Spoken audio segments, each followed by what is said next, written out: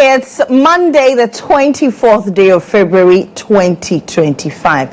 Very soon, all those who are lovey-dovey in February will say bye-bye to February. No manche money. So, but good morning to you. You're welcome to another beautiful day. It's a day that we get to serve you nothing but sizzling breakfast here on the show. My name is Mohammed. You're welcome. Buckle up from now through till 10 a.m. I serve you breakfast. We'll talk about a lot of issues regarding national interest. It's being a security-laden weekend. A lot of security activities. There's been issues in Ho with regards to the Regional Security Council closing down a school. Then former appointees of Akufo-Addo were detained by the NIB. We heard of former Minister of Education under the Akufo administration, who was then former board chair of the Public Procurement Authority, Professor Christopher Akumfi. I'm sure you all remember him. He was detained by the NIB. His lawyers worked round the clock to secure bail for him. He was released in the later hours of yesterday. And then a former deputy director of the National Service Authority, Akufo-Addo, was also detained by the NIB. It's been busy for the NIB. A lot of issues also to unpack here on the show. Akufo-Addo says his administration was leading with a lot of protests. What are your thoughts? And then we're also learning, we're also picking on the ground that the IGP may be changed this week, but who succeeds him? What are your thoughts? Remember that somewhere in July 2024, there was a certain leaked tape which was purported to looking out for the removal of the IGP. There was a committee set up. The committee later came out that all the issues raised were very unwarranted. But what are your thoughts? Let's hear from you from now through till 10 a.m. We'll discuss all these and more here on the show. Please be my guest. We start with quote of the day.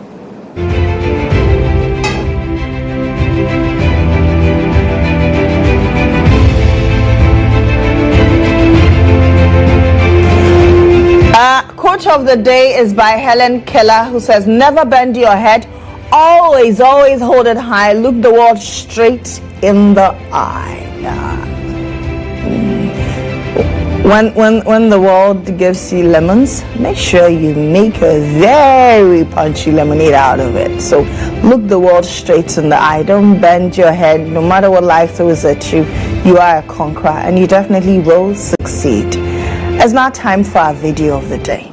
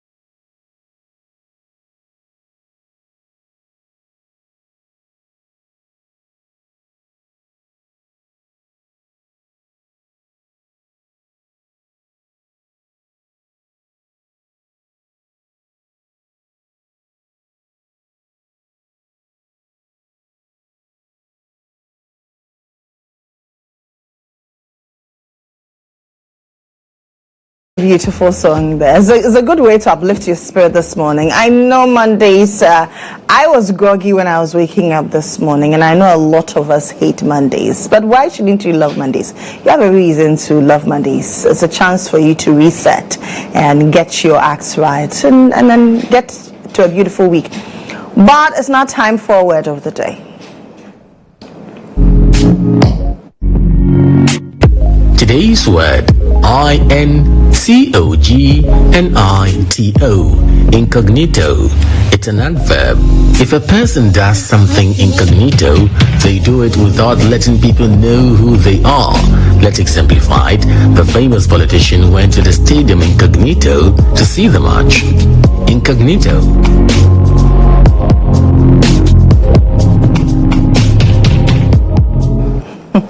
That's our word of the day.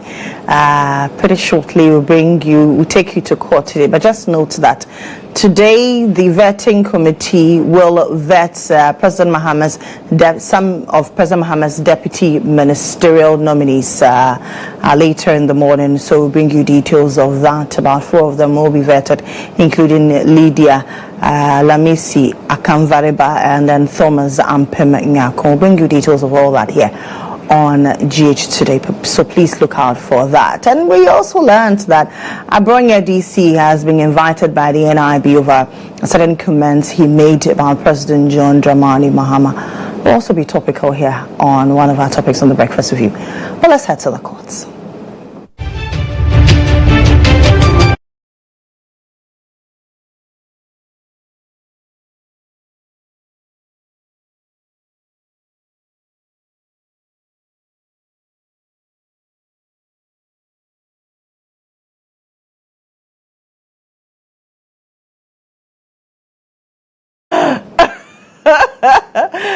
Capitano.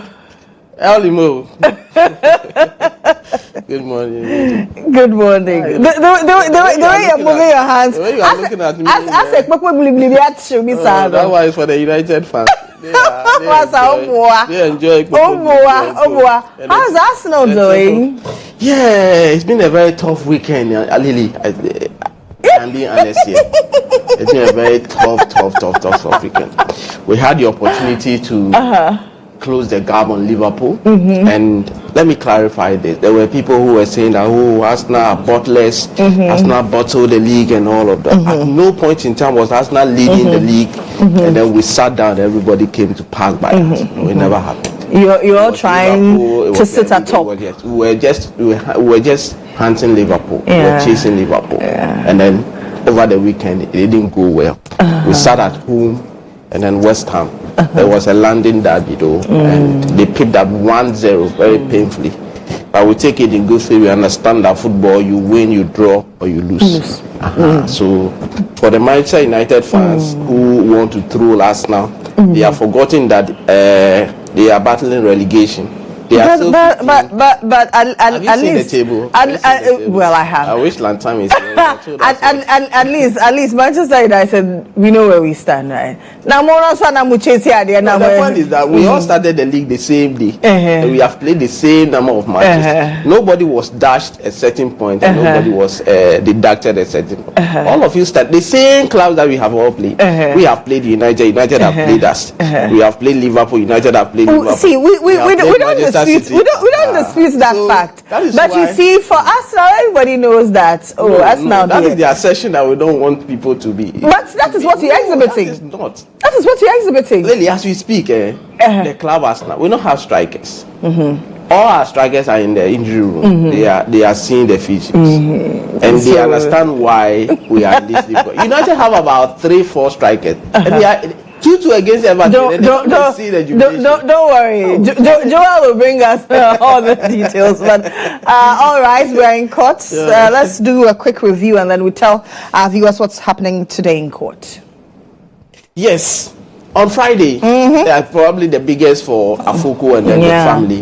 Gregory Afoko on Friday was lucky for the first time in nearly 10 years because the High Court in Accra granted his request for bail. And the manner in which all the processes went in court is one that was very interesting.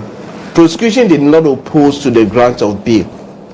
they said that once the lawyers made, in fact, before the motion could be moved, prosecution indicated to the court that they do not or raise any opposition to the grant of bail. So then lawyer Stephen Suwachawe then had made it even easier for the court move the bail application, and the court had granted the bail the sum of 500,000 Ghana cedis with 2 surety. Initially the court said both surety should be justified with landed properties, but the lawyers appealed and said that look, it's a very difficult situation when you're asking that both sureties should be justified with landed property. So it was revised to 2 sureties but 1 to be justified with landed property. What the court also indicated was the fact that he should report to the case investigator once every 2 weeks. In the absence of the case investigator, the regional crime officer, he should do that. In the absence of him, then it should be the Director General CID. So this is the order that the court has created.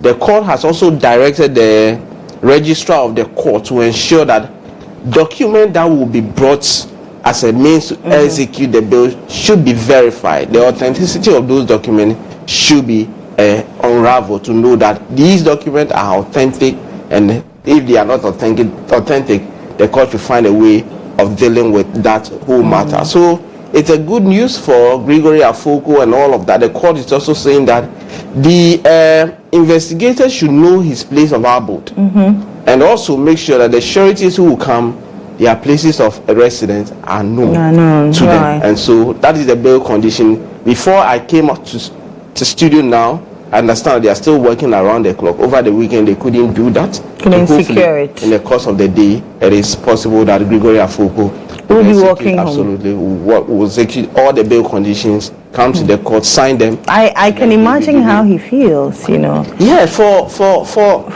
it's not easy for your freedom to be curtailed when you are going to eat. The situation is not that conducive.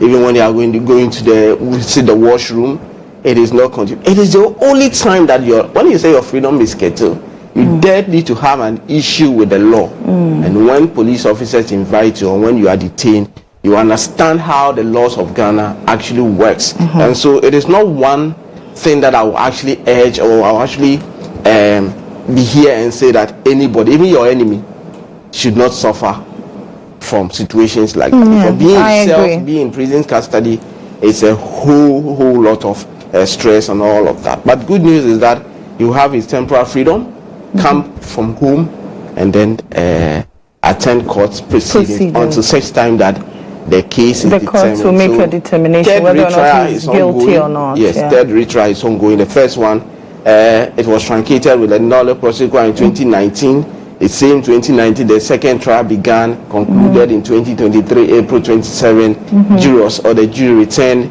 a hung jury, and in the course of the week, in fact, the judiciary, the chief judge have put in place. There's a reform about jury system, which at some point I will have a conversation with some judges here and all of that. So it also came 4-3, and there was a hung jury for a third retrial, and which has started. The fifth witness has been discharged on the 5th of March.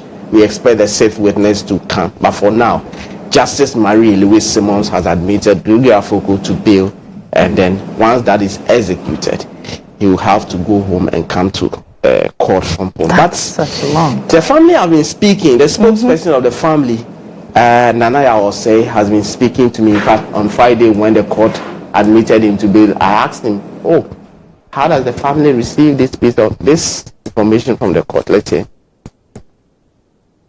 The family is yet to be notified of the grant of bail to Greg Afoko, but I can tell you that it's a piece of good news for each member of the family and to the legal team. And I think to every well-meaning Ghanaian who has followed this matter right from its inception. You see, by May this year, Greg would have been in custody for 10 years. And we think that the court, having considered all these facts and granted him bail, is in the right direction. We are grateful to the Attorney General's Department, who this time around did not oppose the bill for the reasons I've stated. So we can only be grateful. Greg can now be attending court from his place of residence. And for us, it's an opportunity for him to get proper medical attention, which he has lacked all this while. For us, that is very, very important. So that is lawyer Nanaya Osei, the spokesperson for the Afoko family, giving us, and now Afoko will have some time to be able to attend hospital. You know, he's come to court with some conditions of a sort when he went in the prison's unlawful custody. There are many times that he's come to court. The court had to order for him to be taken to hospital and all of that. There was a point in time where his arm, one of the arms was swollen big time. All of them were conditions that he's faced when he's in lawful custody and all of that. But Lily, there was one thing that also happened in the course of the trial where prosecution, in fact, the very first, second bail, in the course of the bail application that were one of the issues that the prosecution has always advanced in court is to the effect that, look, Gregory Afoko, once the incident happened in the north, his life is at stake. He doesn't have, like, personal safety is at stake, and so when granted bail, that will be an issue for him, and so it has been used as a basis to deny him bail. I've been asking Anaya Osei, so this time around, where will he be staying, and how do we address the issue of his safety as far as Boga is concerned? You see, where he will be, with the greatest of respect to you and your listeners and or viewers, I don't think we should state it. But you see, that reason was not given by the family or by Greg's lawyers. It was a reason concocted by the prosecution. And so, for us, it was untenable. Nothing of the sort was going to happen in Boga or anywhere. So let's just dismiss that bit and be happy that this time around the court has seen good reason to grant him bail. It's a good news. The court has seen reason. They think that, no, that particular representation to say that, look, when Afoko is granted bail, his life is in danger and all of that. They make the point that no, it's untenable. It's not tenable. You cannot say that. But of course, it has been used. I've sat in court, and that particular point was made several times. And so that is it for Afoko. Now he only have to execute the bail conditions and have his temporary freedom until such time that the trial is ended or the trial ends, and then a determination is made. The previous jury returned a 4-3 verdict in his favor. But of course, the law is saying so 4 of them found them not guilty, and 3 found him guilty. So there are 2. Afoko 4-3 for conspiracy and then murder. So all of them, the jury said he's not guilty 4-3. But for Asabke, the jury agreed that he is guilty for conspiracy. And we are asking that conspiracy can always come to play when two persons agree on something. So why are you saying that he's guilty alone for conspiracy? 2 or more. Then on the count of murder, the jury returned a not guilty verdict in his favor 4-3. So that's why he's also back in court together with Afoko for the retrial in relation to that. So that's for Afoko. We hope that hopefully today they are able to execute all the conditions, and then he will let go temporary. And then what's the latest with regards to Cecilia Dapa's maid's trial? Yes, so the husband of Madam Cecilia Dapa, Mr. Daniel Osei Akufo, has been cross-examined. In fact, he has given evidence, he has testified and cross-examined, and he has been discharged. It is now, on last Friday, the prosecution called their second witness in the person of Raymond Amon Ni Ashi. And he was once upon a time the driver of the husband of Madam Cecilia Dapa. And his testimony to the court, presided over by Justice Marie Lewis Simmons, was to the effect that yes, he drove his boss home, and when they got home, they noticed that the doors of the room had been opened. They entered, and then they saw the 18-year-old patient Boche in there. He was hiding at a corner. Immediately he saw them, then he ran away. And then when they're searching for him, they noticed that there's a boys' quarters at home, he went and hid herself over there, and went and hid herself on the toilet, and that is where they found her. And then they asked her, how did you find her? He said, look, we were calling her and she responded from the toilet, and that was how come the police was called and she was arrested over there. And that ended his, in fact, he made the point that he knew Patient Botwe and Malik Dauda, the boyfriend of Patient Botwe, but the other accused person, he made the point that he did not know them. So the case has been adjourned to 5th of March for cross-examination by the accused. They have started the cross-examination, but they didn't finish.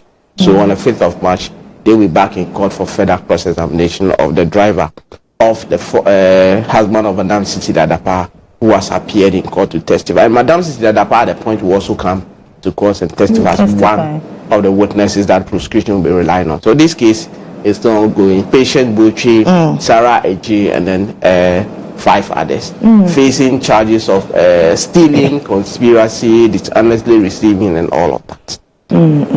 Let's now talk about some of the cases that are coming up today in court. We learned the Deputy IG contempt case, but I thought that case was over. No, it isn't. It's still pending. So COP Christian Teteyonu will be back in court today in relation to a contempt application that has been filed by one Theophilus Teku, and that Theophilus Teku has been in the news for a while. So on your screen now is the COP Christian Teteyonu and the other persons who were cited leaving the premises of the court on the 31st of January. And what has happened is that the court is saying that they should come back to court today. And what is expected to happen today is that the last court sitting, it was clear that they were not served with the processes of contempt. They were not served with the application and all of that. But the lawyer said they, out of respect to the court, they went to the social media, printed whatever document were there, and they have responded to that. The court at the point was wondering why you have been served with contempt application, and the first time the case was called, you refused to come. But the court said by 30th they should be back in court, else the court will make an order for them to be for whatever direction that the court would give. And it was at the point when they came that they were making the point to the court that as we speak, those who have been cited for contempt have not been served with the processes. And so that is why they were not in court. And the court was wondering how that happened. And they said that, look, they learned it in the media. So the court was wondering, why have you filed processes against these people, public officials? You haven't served them, and you have thrown the whole thing in the media to embarrass them. And the court said the lawyers for the applicant, in fact, have to apologize sincerely to COP Christian Teteyonu and then the other 2 officers who were involved. But what the court has said was that they should make sure they serve them with the processes. So today, they are back in court. One of the things that the court also said was that the officers can delegate some of their juniors to come and represent them until such time that the court needs their presence. So at the last court day, 30th of January, they were present in court. It is possible that today, if their schedule is too tight to the extent that they think that the court's issues, they would need somebody to represent them, they will have to send somebody to which the court will acknowledge that. So that is one of the cases that we expect coming on today at the High Court. Then, of course, the case with the highest number of witnesses, from 61, then it was reduced to 49, by 41, because 20 of them have been cut away. And the 29 was expected to testify, but it got to a point where the new Attorney General came in and said, look, prosecution is revising or reviewing the docket, so hold on for now. And so today we'll be before the court presided over by Justice Efiasewa Saribotwe, Justice of the Court of Appeal, who is presiding over this case as an additional High Court judge, to know what the pleasure of the new Attorney General will be in relation to this very matter. So that is the case that we expect to happen. Michael Nyineku is back in court today, and we'll know whether the 29th defense witness will testify, or the prosecution will inform the court of what their directive will be, or whether they will seek for further adjournment. So that's the point that we will be looking for in court today. All right. Captain, thank you very much. But Joel has a little message okay, come. for you. So that's it for court today. But Joel is joining us for sports chat. Someone said, "Where are you going?" Why are you not allowing me to go? You're being ambushed. Why you tell me? Why are you not allowing me to? You're being ambushed. Lantam said I should tell you that you go explain tire. Lantam has sent me a message and I wondered why he's not here because he's the one that I'm looking for. Today you can't go. Lantam is no, you need to explain. You need to explain with us either in figures or in pictorial view. I've given Lily with better particulars. No, there was an explanation enough. He was trying to explain that we all started the league. But if you all started the league, even twins in the stomach of their parents, even twins, they have different destinies. The league started on the August 8th or 16th. 8th, yeah. How many matches have Manchester United played? Why are you concerned? But why are you concerned about Manchester United? What happened over the weekend? You had a chance. Do you want me to repeat? I said okay. Saturday. Arsenal at 3 p.m. He said all their strikers are in the injury room. That's what they Arsenal played against. Go and buy better strikers. That is what we say. What do you know? If you buy better strikers, there's no need you come and complain. No, it's not about better strikers. Your strikers can get injured. As we speak, Gabriel Jesus out of the season. Gabriel Jesus is Kai Havertz out of the season. Our star boy, Bukayo Saka. As for Kai Havertz, he's not a striker. All of them are not strikers. Bukayo Saka, who is doing the magic for us, is also injured. Even Gabriel Martinelli is injured. Now we are relying on midfielders. Is that not true? But the United that you're comparing yourself to, they equally have injuries. Every team has injuries. But why are you basing your loss on the injury of your strikers? Injuries, okay, we all have injuries. But even out of our own injuries, but the title is second. No, the title chase is because of the title chase. You guys were so eager, and this is not the first time. This is not the first time you are chasing. You understand? So that's why the Butlers season 3. Who put us the title chase? You are still chasing. There's a certain video you have, Joel. Yes, let's check out. It's not time for sports chat, by the way.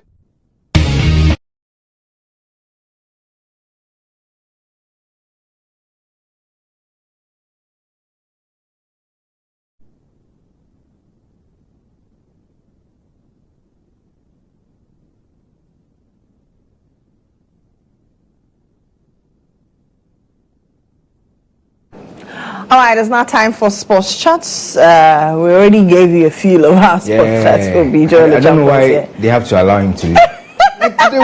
Today we have to put Arsenal on the grill. Like, we need to small grill. But interestingly, I have a soft spot for Arsenal. You do? Yeah. Please change it. Okay. I would have told you to change it and then bring it to Ghana at least. Your heart to folk. Charlie. But unfortunately for them, in the MTN FA Cup, I don't know what they were thinking. They had a chance to get to the next round, and then they were ballooning the penalties just here and there. We were too excited. Yeah, again. So, we got the MTN FA Cup results. Remember this one, you've got the big poster clubs pairing against those in Division 1 and 2 and what have you. But unfortunately for the likes of Hatfield, they lost on penalty shootout. 4-3 that game ended. It was 0-0 drawn. After 90 minutes was played, and 4-3 they lost on penalties there. So that's the game that was played at the University of Ghana. My heart to folk. Yeah, your heart to folk. They will play and play. It's infecting. Equivalent to heart to folk. It's infecting heart to folk with fortunes. Yeah. So over the weekend there was a lot that was being expected from them. Just yesterday at the Legon. University of Ghana, Legon Park. They took on Golden Kicks. So what's Golden Kicks? And this is a side that you should have just won in the 90 minutes action, but then they decided to go on penalties. Remember, this is to go to the next round, and then they dealt with Hearts of Folk. How are you teaching your senior brothers a lesson like this? Charlie. So 4-3. My heart's so full. 4-3. This game ended in favor of Golden Kicks, who sailed through to the next round of the MTN FA Cup. Remember, the Premier League is not resumed yet because of the issues that is still with Pole's death. Yeah. So Mediama was also in action. They also lost. So it's like how the mighty are falling, not the mighty, but how the big boys are falling when it comes to one is Park Academy. So Park Academy, their Division 1 side, they also won on penalty shootouts by 4-2. And Brekum Chelsea, they made sure that they won their game over Northern City in that action. Karela United also in Tamale won over Young Apostles. What's happening to Young Apostles? Yeah, Young Apostles. Enimado needs to. I need to find out from Enimado what really is going on with the team. They looked very promising. Exactly. When they started, when they came in as debutants in the league, and even the MTN FA Cup, they do so well in the FA Cup. But this time around, Young Apostles seems to be lagging there. They lost to Karela United. Maybe Enimado may be able to explain what's happening to us. Karela United, remember, now in the northern region, they are like the toast when it comes to the Premier League. They are the sole representatives of the northern belt, the northern belt when it comes to the Premier League. So they are also in the MTN FA Cup. They won their game. And Techiman Liberty Youth, they lost on penalty shootout to Bechem United in their game. True Democracy, interesting name there.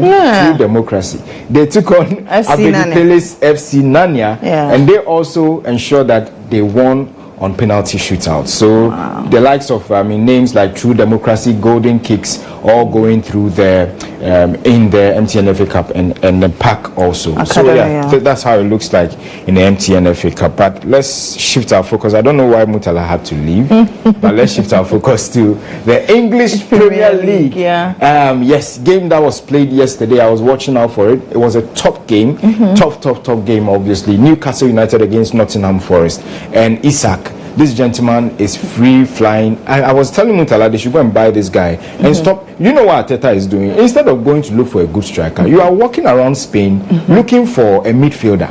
Give Partey 2 years contract. At least then he's aware that this is the game you want him to play. Then you rather play Rice, as a DM, a defensive midfielder with Partey. So the boy, when Partey is playing the guy, or Partey is playing, the guy feels free and he's able to perform. You now want to go and buy another midfielder instead of a striker. That's what Mutala was saying. Your strikers are all in the injury room. They are putting them in co-room, in the co-store. I don't know where they are keeping them. Manchester City, this was a top lineup for the weekend. Manchester City, Liverpool. Whether Liverpool was going to go on top, and they proved it, even at the Etihad. And they've now stretched the lead to 11 points. So it's home and dry. It looks like, you can say the number of games that are going to be played, but you look at the pairings also, whether indeed it's going to favor a certain Arsenal or not. Arsenal probably would have given up by now. But on Saturday also, Manchester United, they left it late. And fortunately for them, they would have lost this one when they took on Everton. We know where we are going. And 2-2, that game ended. They shared the spoils in that one also. And unfortunately, for Kamaldeen's side, he's playing so well for Southampton lately, because after every game, the coach has been speaking so well about Kamaldeen Sulemana, our very own Ghanaian, who is now back from injury. And my only prayer is that he doesn't get injured before the qualifier, and I'm hoping they call him for the qualifiers though. You know how it looks like. And Southampton losing there to Brighton, so there were two Ghanaians involved in this one. Tariq Lamptey's side against a certain Sulemana's side, and obviously Bournemouth, they also lost. Antoine Semenyo's side lost at home to Wolverhampton Wanderers, and Fulham United also, they were losers at home to Crystal Palace. Ipswich lost at home also to Tottenham Hotspur. 4-1 that game ended, and there was a Ghanaian interest in there also when it came to West Ham United and Arsenal, and that was the game that that's the game that we'll be looking at pretty shortly. Mohammed Kudus, who is not performing so well, who has not got a good time this season so far, he was high flying and he nearly had an assist in this particular game, but unfortunately Partey against Kudus, and it ended that unfortunately for Partey's side, and they couldn't even get the 3 points that was needed, and that is one worrying thing for Arsenal and for supporters of Arsenal. They will still be questioning themselves and asking, can they do better when it comes to the Champions League anyway, and the parents that is out. So Liverpool is also in there when it comes to the UEFA Champions League. So this is how the table looks like. 64-53. 64-53. Where are you going? How are you going to chase? Yeah. This is not like cricket, chasing with innings. No, this is football. And week in, week out, every weekend you're playing. How sure are you that you can get the 3 points to amass it to get to 64 points? And even when you get to 64, they will not be sitting waiting for you. Because the likes of Mo Salah want to win the golden boots and what have you. So Arsenal still chasing, but it doesn't look good.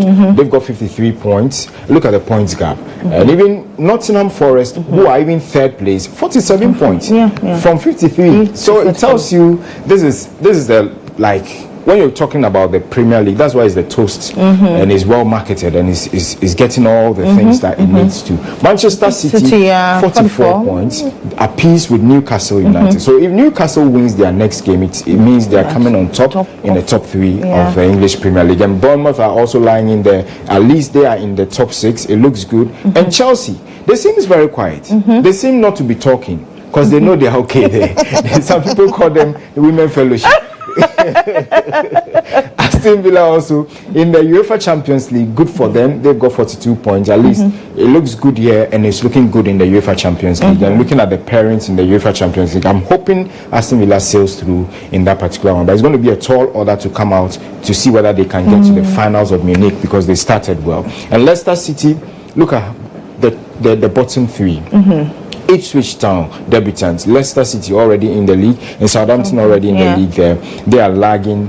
But Manchester United, someone was, Jones himself, he said, we've always been asking, where is Manchester, where is Manchester? This is where they are. 1-5, 15. This is where they are. It's okay. A whole Manchester United. It's okay. It's okay. How many trophies? Thank you. Premier League trophies? 13. Thank you. There. No, let's listen to Code Mickey. This one, I can't go without playing Code Mickey. And then we'll look at African football. Really, you know one thing that fascinates me about African football and the myth that surrounds superstition. Let's check this video out and whether indeed, okay, so let's do the Goal King race before we look at that video. So who is going to win the Goal King for the English Premier League? I was rooting for Isak, but Haaland is now scoring also. And both of them are 19 goals apiece. Okay. But Mo Salah 25. Yeah. He's also stretching them like the way they are stretching the league table. So Mo Salah, I like that smile. That smile tells you I'm going. Like, I've gotten it already. And Haaland has a subtle one there. But then Isak doing so well. I think I'll really advocate that Arteta should go in for a striker like Isak. Right. I mean, spend the money on just one good striker, one natural striker who can get you the results. Than a Kai Havertz who definitely will go on injury, and he's not. You give him about 5 chances, he'll score 1. So that's Kai Havertz and Arsenal. But then this is how the Goal King race looks like. Who is going to take the golden boots when it comes to the English Premier League? We're wrapping up sports. Remember, we'll be bringing you a lot of sports updates also. But before we go. Do you believe in juju when it comes to African football or even in football, Lily? I know that things happen. I know people do things. Yeah, of course. Not things. People do things. Even socks and colors. They use it for things. People do but things. We believe it so much. We believe it so much in Africa that let's check this video out and see whether indeed for our football in Africa, whether it's anything. These things work. Kasongo, Mombari nanga. Kasongo mbona wewe songa libala Kasongo mbona wewe Mombari nanga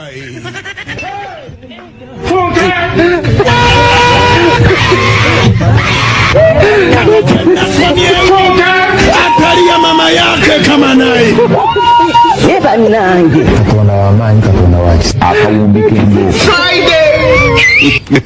Kasongo Mombari nanga Kasongo Mombari nanga Kasongo mbona wewe songa libala Kasongo mbona wewe. And then he scores. And then he scores. So it is believed that the goalkeeper planted something there? Yes. And so every ball that was coming was either hitting the post or was going over the bar. But tell viewers what actually happened in that video. Well, so the goalkeeper had to go and then plant in what we believe to be juju. I mean, the superstition that surrounds our African football, whether it works or not. In one AFCON game, there was a gentleman who was seen, Equatorial Guinea. He raised his dress and he had the talisman around his. I mean, he had the talisman around his band. And then, see, he hit the ball and he hit the post. So he hit the ball, he hit the post for the first time. And he was wondering. But before the game, he saw the keeper planting something down there. And moments after, he went to remove because he didn't understand why he was hitting the ball and he was not getting the needed goal. Then he even got a yellow card. Why were they chasing him though? He even got a yellow card. He knew what he had done. And then moments after, the ball was brought in again. And then the gentleman scored his goal. So if you don't believe in superstition in African football, that's interesting. I mean, could it definitely be juju? I don't know. Before we go, let's listen to Code Mickey. This is for Lantam special for Mutala. Mutala, I didn't do this one. Please, Lantam says we should play this one for you. This is music request show. This is a request from Lantam. So let's listen to Code Mickey on Arsenal. Code Mickey TV ni Arsenal so be dada almost on the league na Davy Adrian on two more winning. Ateta ni Arsenal from day one or much as on prepared for the league so on bit my league no. Ateta a coach our Arsenal over 5 seasons ni. First 2 seasons or by the way I know yes no man no your man time ni players or boy Juma.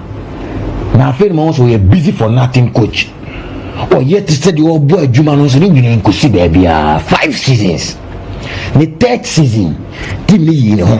Am I by say the way Manchester City was solo? I'm gonna say the main opposition am Arsenal. The 3rd season, which was 2 seasons ago, Man City J League, but I appreciate Arsenal J second, I appreciate it. The following season there, I take 1 or 2 additions be a kind of squad who have a far. Which is last season. Ebedru baby man Arsenal be leading Man City 8 points. Ateta now where ebe pharmacy.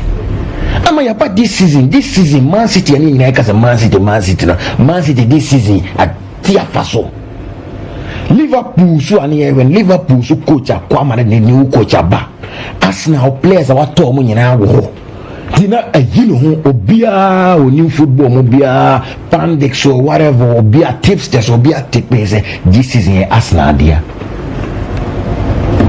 Ateta my brother baby Adrian oh ya pim 5 seasons so the tricks be 1990 musa baby Adrian oh ya pim why no say some high level philosopher be baby any say pay experiment crown up say or force experiment be no or can you machine ni adi o e clear simple like them that person what say or no some high modern IQ football person you be strong could be attacker. So that's the message to us. That's not for that, right? Oh, so that's the message to Arsenal fans. It's not me. They are sending me messages. All the Arsenal fans I know. And you know how Arsenal is so much followed in Nigeria. Oh, is it? Yeah, because of the likes of Nwango Kano, who played so well for Arsenal during his days. And Nigeria has a huge population when it comes to Arsenal, of course. I mean, but that's how we wrap it up on the sports segment. But really, before we go, the Black Queens, you know, they have a new coach. Yeah. They're currently in Morocco. They lost to the Morocco national side, their women's side, by a lone goal. That was on Friday. What's happening to the Black Queens? They're doing so well, but unfortunately for them, they held Morocco so well, played so well, and then in the dying embers, I don't know whether it was fatigue, don't know whether it had to do with lag. I mean, going to Morocco, you can't have jet lags. I mean, so were they scared of the team? Maybe the Morocco and the way they performed lately in African football when it comes to the female side was another reason. You know, they were just coming from a certain coach, and there's a new coach they are playing under. That's Kim Lass. I mean, Nora left them, so I'm sure, you know, picking up the pieces. And the last part of Nora's tenure, they were losing a few games. No, but not like games that, you know, even qualified them to play in the AFCON that is going to be staged this year. So, I mean, I feel Nora should have held that position, taking them to the AFCON, probably giving us a good result in the AFCON this time around, and qualify for the World Cup anyway. But because Zambia went for her, because we played Zambia back in their home yard, we even scored them. Yes. You understand? So it should tell you the reason why Nora should have stayed, because a certain Zambia knew that this is a coach who has a philosophy, and he was changing the types of women's football. But hey, let's see what Kim Last has under his sleeves here. So they are playing today. I hope he doesn't take them to the last spot. Kim Last. Don't take them to the last spot. We don't want that. Yeah, let's see how we perform in the AFCON. But we've got a lot coming up later this afternoon with Monica on the game. Right. Yeah, Monica is going to be giving you all the updates on the game later at 1 p.m. And also on Newsroom and as well as Newsroom. We've got sports updates that we'll be giving to viewers as well. Yeah. Certainly. Thank you very much, Joel, for the sports chat. That's it for the sports chat. We'll take a break here. When we return, we'll look at what the newspapers are reporting, and then our guests will be seated for the breakfast review. Please stay tuned in.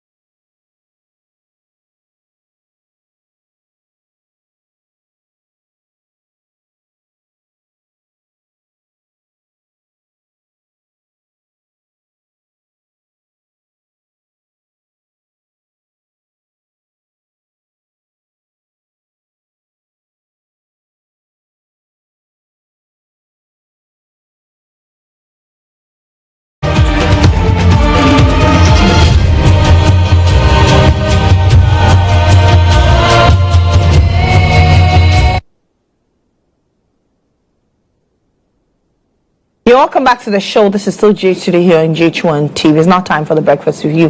My guests are delaying, but I have one guest who is always punctual. Reverend Dr. Godson Ahiyabo. He's a senior lecturer and coordinator, Department of Economics at the Central University College. Rev, good morning. Good morning, and thank you for having me. Greetings to the viewers and those listening in. And I want to send special greetings to my students, Central University. I heard some people say it's one of the best universities in Ghana, if not Africa, where they train economists, lawyers, pharmacists, engineers.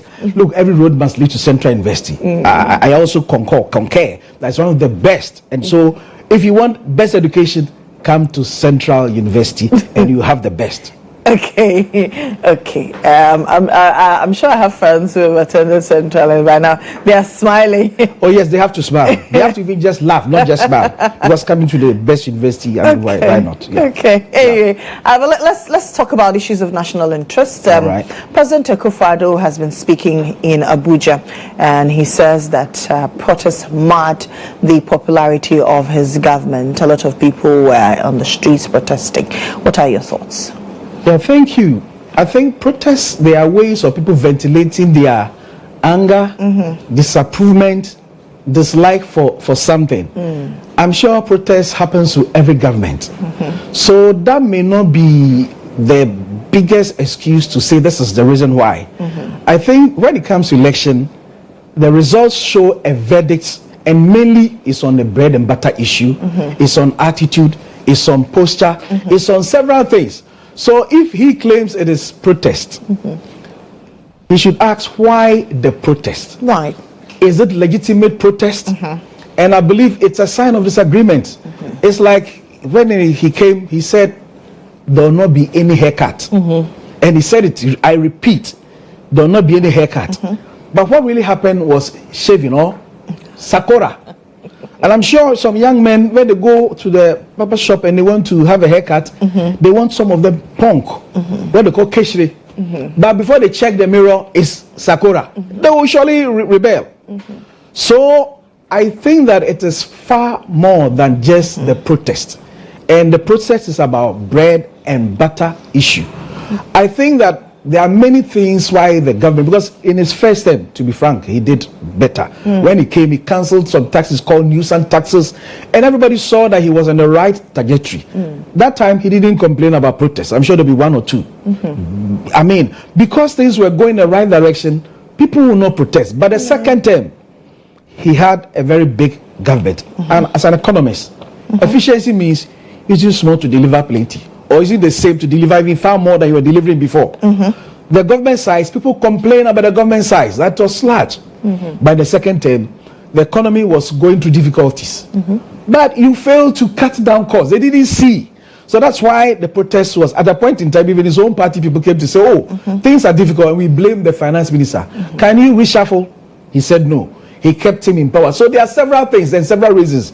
If you want to know the reasons why the government did not do well, I can give you 101 reasons. So it is not protest. It is about the economy.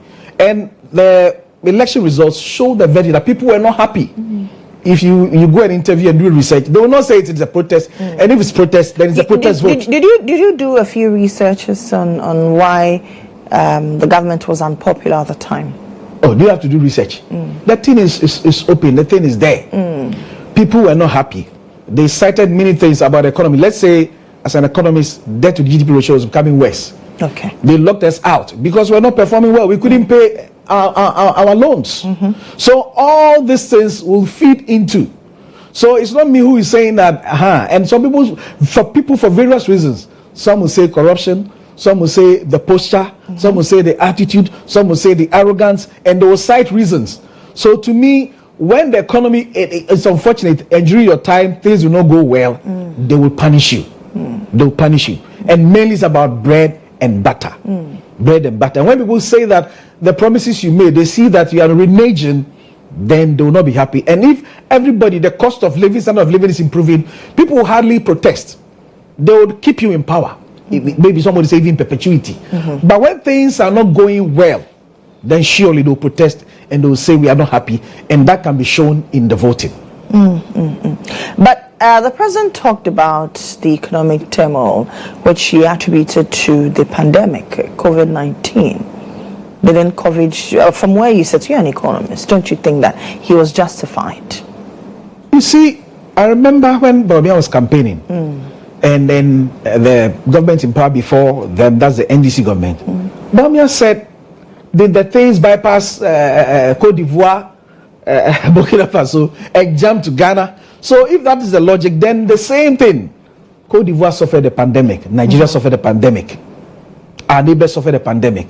Why don't we hear them every day crying? So if that is the case, then this government can also be saying that the pandemic effects are not over, and the Russia-Ukraine is still going on, and even now there's Gaza, and can quickly and easily launch and say that because of Trump's action, and they are cutting aid. So now, I mean, if things don't go well, don't blame me. Formerly we had aid, now there's no aid. So the people on the ground will not take this as an excuse. The pandemic was there, but it affected other countries. Other countries still grew. So that cannot be the excuse, and especially Ghanaians. But don't you think, I mean, for an economy that is heavily reliant on aid, that was what brought us on its knees. I mean, other countries were equally affected. The people that will give you aid were all affected. Oh, but you heard the government saying that Ghana and external is Ghana without aid. Yeah. I'm sure you heard it, or you Ghana didn't hear beyond it. aid. Did you hear it? Yes. Others also heard it. So that means he's not going to rely upon aid. And I think that Ghana itself, as a country, should try to work and see the aid as a bonus. It shouldn't be part of even our plan, you know. Because right now they say they are not going to give us. America says we are cutting. So what are we going to do? So we must plan as if we are doing things on our own. And when the aid comes, it's a bonus. If you don't have that mentality and want to every time dependent mentality, although I'm an economist, I'm a Christian and a pastor as well. The Bible says at a point in time, the manna ceased. God stopped giving them the manna because he wanted them to work. So at a point in time, the aid, which is our manna, will cease, and it is heading there. We are gradually moving towards there. So we must plan and take our destiny in our hands and move the nation forward. I mean, the MPP in the first step, they did a little, they did well. I mean, even the second term, they did some things. But when you look at the quantum of money and what they did, I'm sure the Ghanaians are saying that it doesn't match. That is the issue. But it's not like they didn't do anything at all. People say they didn't do anything at all. At least they did something. But when you measure what they received, because they received more money than any other government. But look at what they left. Huge elephant-sized debt. So now we are really struggling to pay our debt.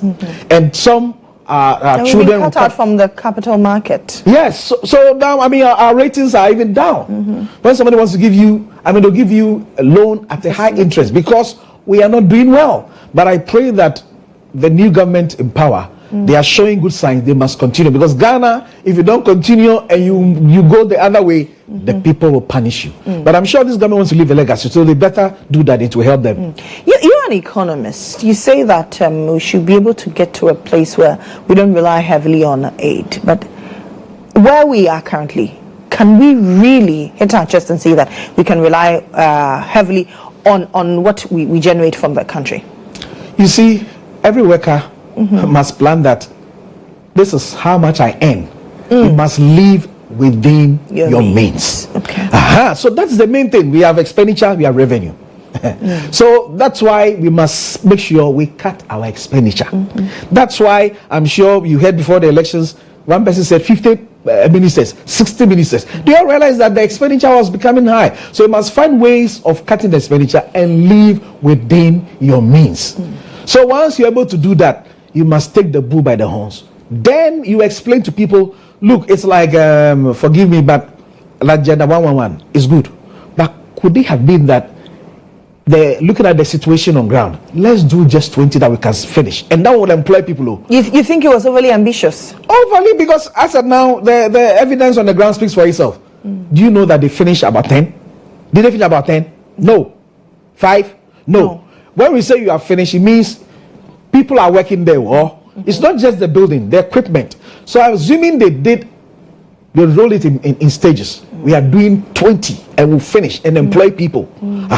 Because look at your expenditure. You can't do all the 100. And now this government must come and review and see, can we finish?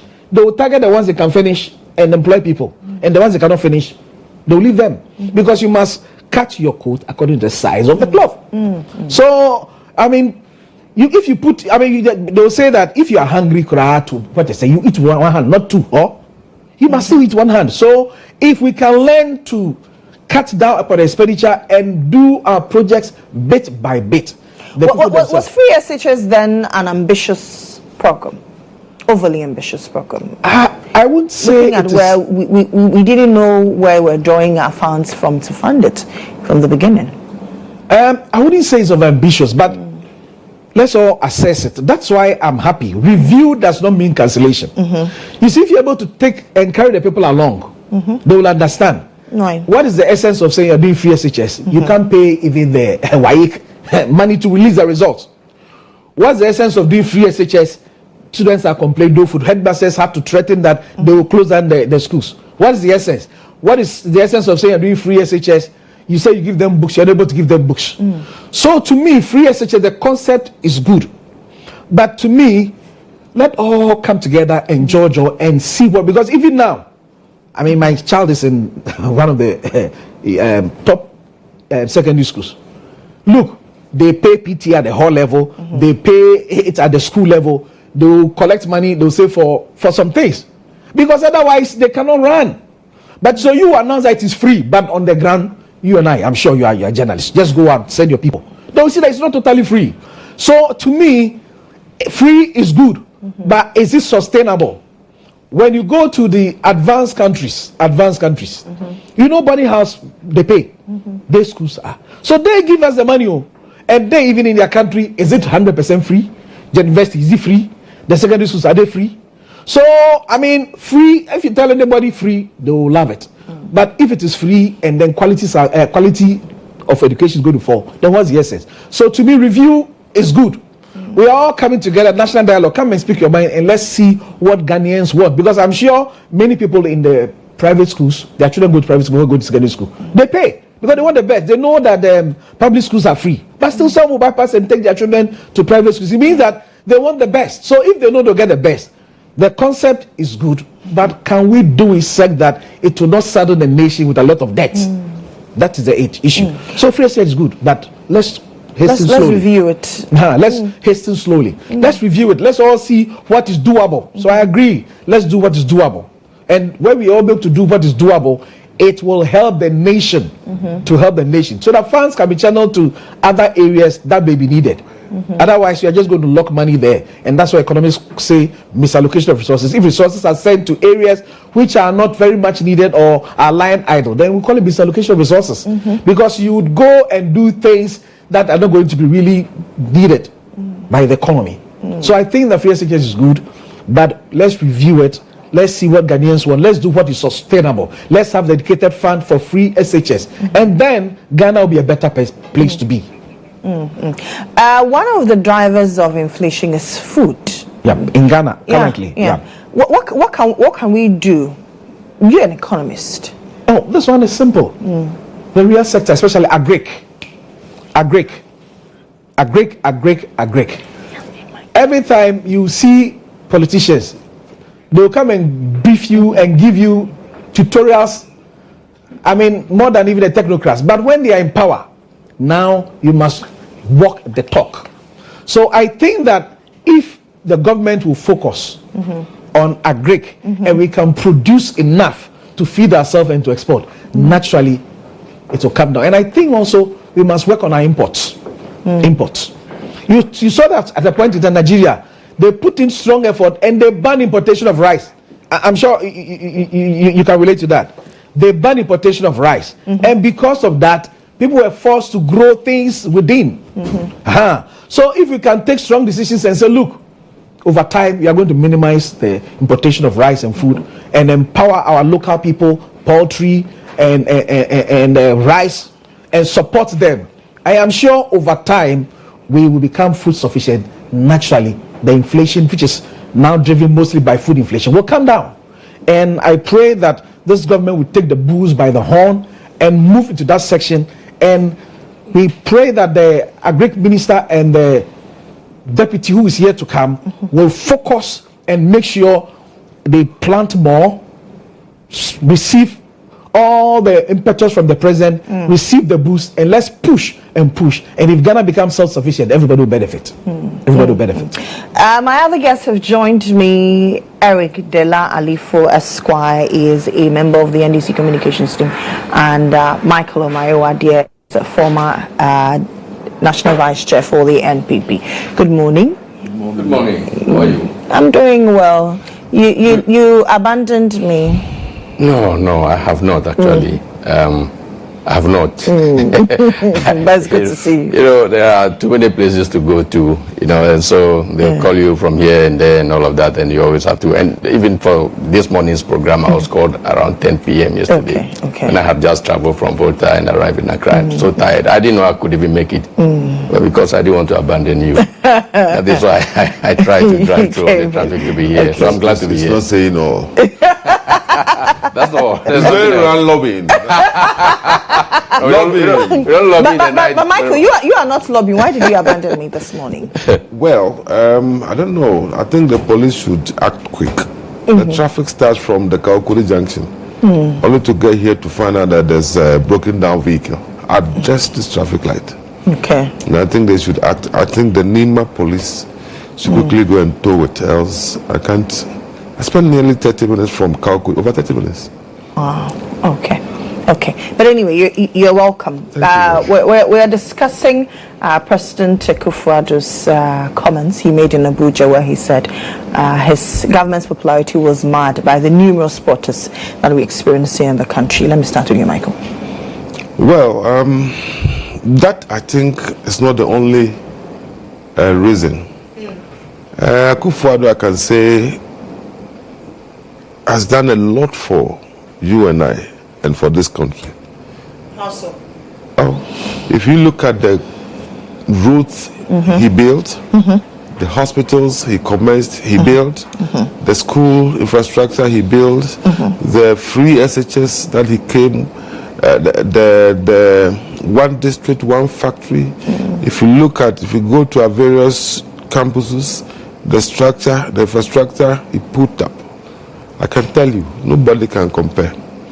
But that notwithstanding, with the strike of COVID, Russia, Ukraine, and then the snap that we had in our economy, no matter how well you dress, if you stain your dress with oil, people will see that one first before they even say, oh, you're looking good.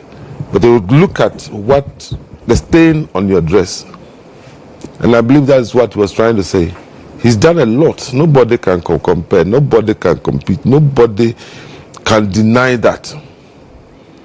But something came up in the course of his reign. And I believe that is what he was talking about. But it's normal with every human being. You say Akufo-Addo did very well, but the verdicts at the polls suggested otherwise. Ghanaians were obviously displeased. Sometimes, you know, as human beings, no matter how hard you fight for people, you will definitely have some challenges. And the more they say, the more you stay, the more water stays in the pot. The bad, they say it develops some scent. Yeah. So we as citizens, I don't know, you are married, I mean, you have wives or husbands. If you remember the early days, it's not the same as after 5 years, after 10 years, where she or he will come and you want to remove the shirt to help him or her to do, but after certain years, some of these things drop. So it isn't like he did not do what was expected of him. He did a lot, but after staying in office for 8 years. Well, maybe Rev and then Eric can answer that. I am not married, so I don't know what that means. Maybe. Well, but he feels to say that some people, when the marriage keeps on, it becomes even better. Oh, I'm sure you know that. Some people, as the marriage grows to them, so it depends. Some maybe earlier time is good, later is bad. But some people, Latter is even better than before. They now know each other. They now adjust better. They now understand each other. So they enjoy their marriage. So I don't. You are married, or? Because if he's married, you should understand this. You should understand this. I'm not. Okay. Then you understand. I am available. I am available. Are you available? Okay. Are you campaigning on national television? Yes, he's campaigning. Why are you campaigning on national television, please? If you're a single woman out there, please, he's available. So that is not the only reason. That's not the only. But after staying in power for some time, you know Ghana. I mean, it's happened. No matter how good you are, after a certain period, they want you out. But that was a large verdict, a very loud one at that. I mean, for people, for about 1.7 million to say that we don't want your government. They actually did not. You know what? I was doing some calculations. If you look at the votes Akufo-Addo got in 2020, yes, that was about 6.7. Mahama got 6.2 then. This time around, Mahama gets 6.3. Akufo-Addo or MPP's votes drop, meaning most people who did not go to vote. Exactly. Was that not a protest? They didn't like GHOne, but they were not happy with what was happening. Exactly. Especially, you've done well especially after 2021. That is, you know, the problem started in 2021, 2022, if you remember. At that time, the dollar was around 6 cedis to a dollar. And within 3 months, it went to 12. And it affected everybody. And that is what forced him to even go to IMF. And since then, we could not, we're back. Does that mean that the exchange, the fundamentals were weak? Well, that was what. Yes, but I said when the fundamentals are weak, the exchange rate will expose you. And truly, it is true today. If you remember, he said we were going to move from taxation to production. We were doing that, but production you cannot start today and finish today. Taxation, yes, we can always tax and get money to run the economy. But production, even to build a factory, you know how long it takes. Production, even to farming, you need to clear the land. It takes time. So from taxation to production, which was going to be the basis, build the fundamentals, we could not achieve that. But it will take time if this government continues what we started. But then why do you tell Ghanaians that you're going to do? Because you only had a mandate, a certain term mandate. Why do you then tell Ghanaians? Why don't you tell Ghanaians the truth that, okay, listen, we want to start and not that we are moving? Oh, yes, we are moving from taxation to production. It doesn't mean we are going to do it in a day or two or a year. Okay. It takes time to build. Even to train good new people, the factories that they built. You know, now Ghana produces there are about 5-7 car producing companies in Ghana now. Toyota, VW. Assembling here. How do you get the people? What do you call them? The engineers. If you don't train Human resource, that's what you're looking for. If you don't have the human resources, I remember there were some people that we were saying we're going to assemble aircrafts here. If we decide to commence or set up a factory, who is going to work there? Do you have the men? That's why they said they are doing. Oh, but I thought the NPP said they had the men. No, we don't have the experts. That human resources to do what we want to do. So we need to train them, build them. That's why they are doing aeronautics in the secondary schools now, to set people thinking, knowing, understanding the concept, and getting people interested. Then we can train. Then when they come, they can set up the plant, and they can do anything. Okay. They were doing computer. I don't know which school you were at when you went to school, but we were born before computer. Computer, we finished secondary school before we saw one. But today, JSS, even basic school, they have access to computer. Yes, but we then did not. Computer was something for the, I don't know. For the elitists. So we need to train all this before we can get there. And that's what we commenced.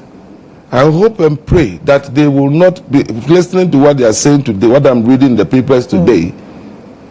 Change this free SHS that will set us back again.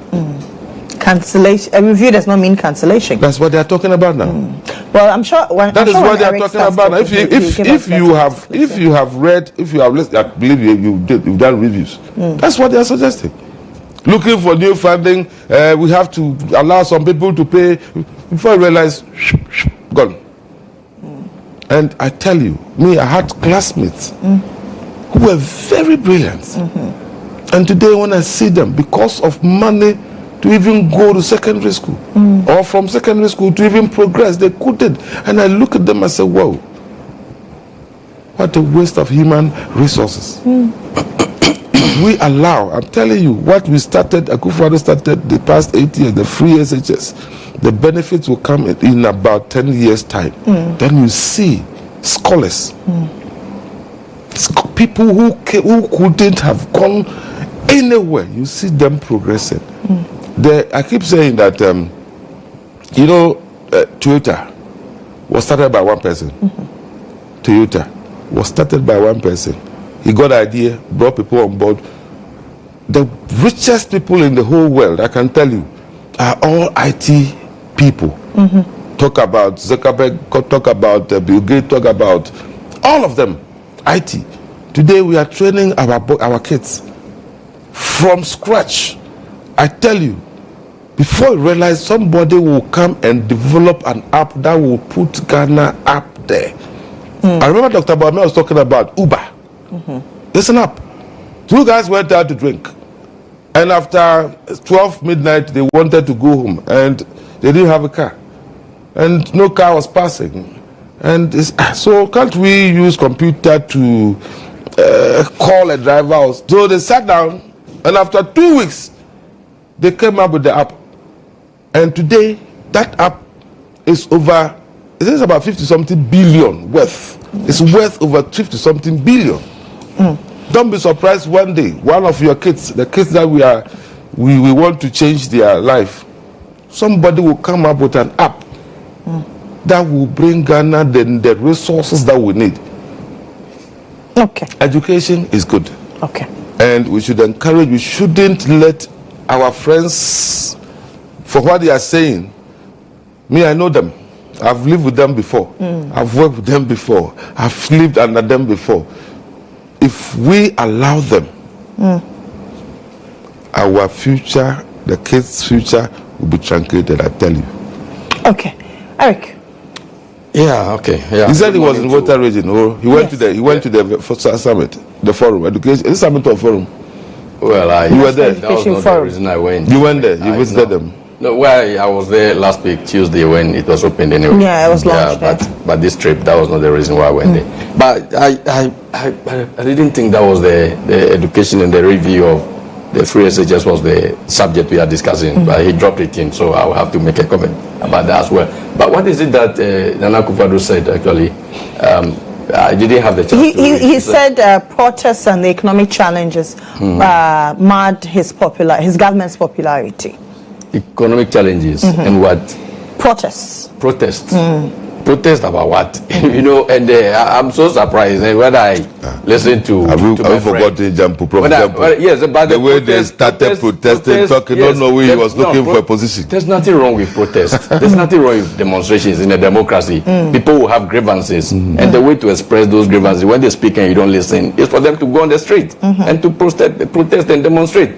So, but if you are saying that was the reason, because you are supposed to also govern, and so if you are governing very well, of course, those issues that the people are protesting about wouldn't even have been there for the people to protest about anyway, in the first place. So, I wouldn't even buy that. You see, I'm surprised that after going through such a humiliating defeat, they are still not admitting. Anyway, I would give credit to a section of them who are saying that the party, the MPP party, has to go out there and apologize to Ghanaians. Those people are more realistic than the ones that, when I listened to my friend here and he said that Nana Akufo-Addo has done a lot and nobody can compare. I find it very low. If you say nobody can compare, it means that he's the best president ever, when others are describing him as the worst president ever. So, in fact, if you want a verdict, if you want to know whether he has done well or not, the best assessment is the verdict of the people.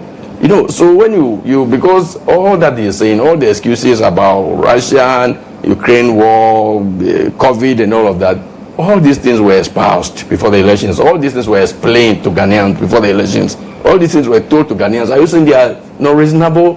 Ghanaians are reasonable. If you have done so well, if they think you've done so well, and yet some calamity just came in to just destroy everything, they would understand that it was not your fault. But that is not the problem. Everybody saw that he didn't do well at all. So Mohammed's verdict give me the chance. When he lost with over 1 million votes. Michael. I'm just reminding him of something. Mohammed then lost with over 1 million votes. Note it, and then when I give you a chance to reverse, you can say. You see, he even talked about the number of votes and all of that. I was very much involved in these elections. I was in the middle of it. I campaigned and I trained agents. I was at collation centers, and I know also that they always stuff ballots. You see, if they are saying people didn't come out to vote, you see, if they were able to put in 1 million or 1.5 million ballots, it would have meant that about 1.5 million more people came out to vote. That's what it would have meant.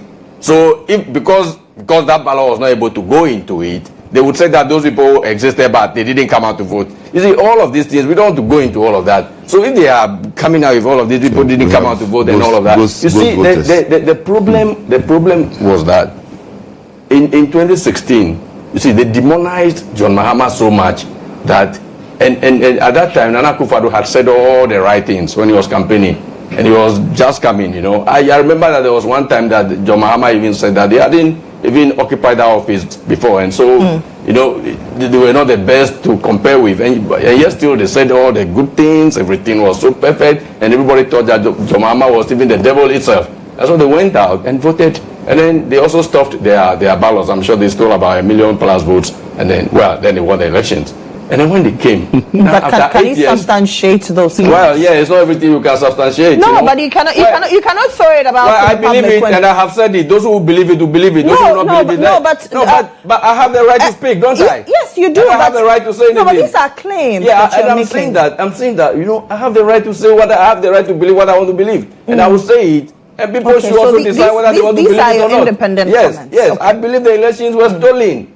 The two elections, the 2016 and then even 2020. There was never a time that Ghanaians voted and gave the same number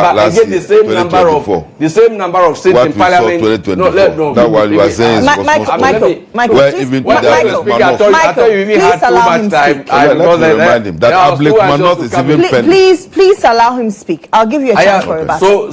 So I am saying that what I believe is what I have put out, because I was involved in the election. And when I was training agents, I told them that the 2024 elections will reflect the true verdict of Ghanaians, the true decision of Ghanaians, because we were going to ensure that they will not be able to put in that much ballot that they used to put in, and also they would count the votes that our party will have, the real vote that our party will have. They will count it for us. I said that everywhere, and I believe the people who are listening to me that went through my hands in the training, they would attest to that. I said so, because I really believe so that we're going to block a lot of the things that we're doing, and it did happen. So anyway, but let me. I heard him also talk about the review of the free SHS. They want to cancel it. They want to do this. They want to do this. You see, I don't know. Look, the forum they are having, we should remember that these are parents, teachers, educationists who are sitting down. They are Ghanaians.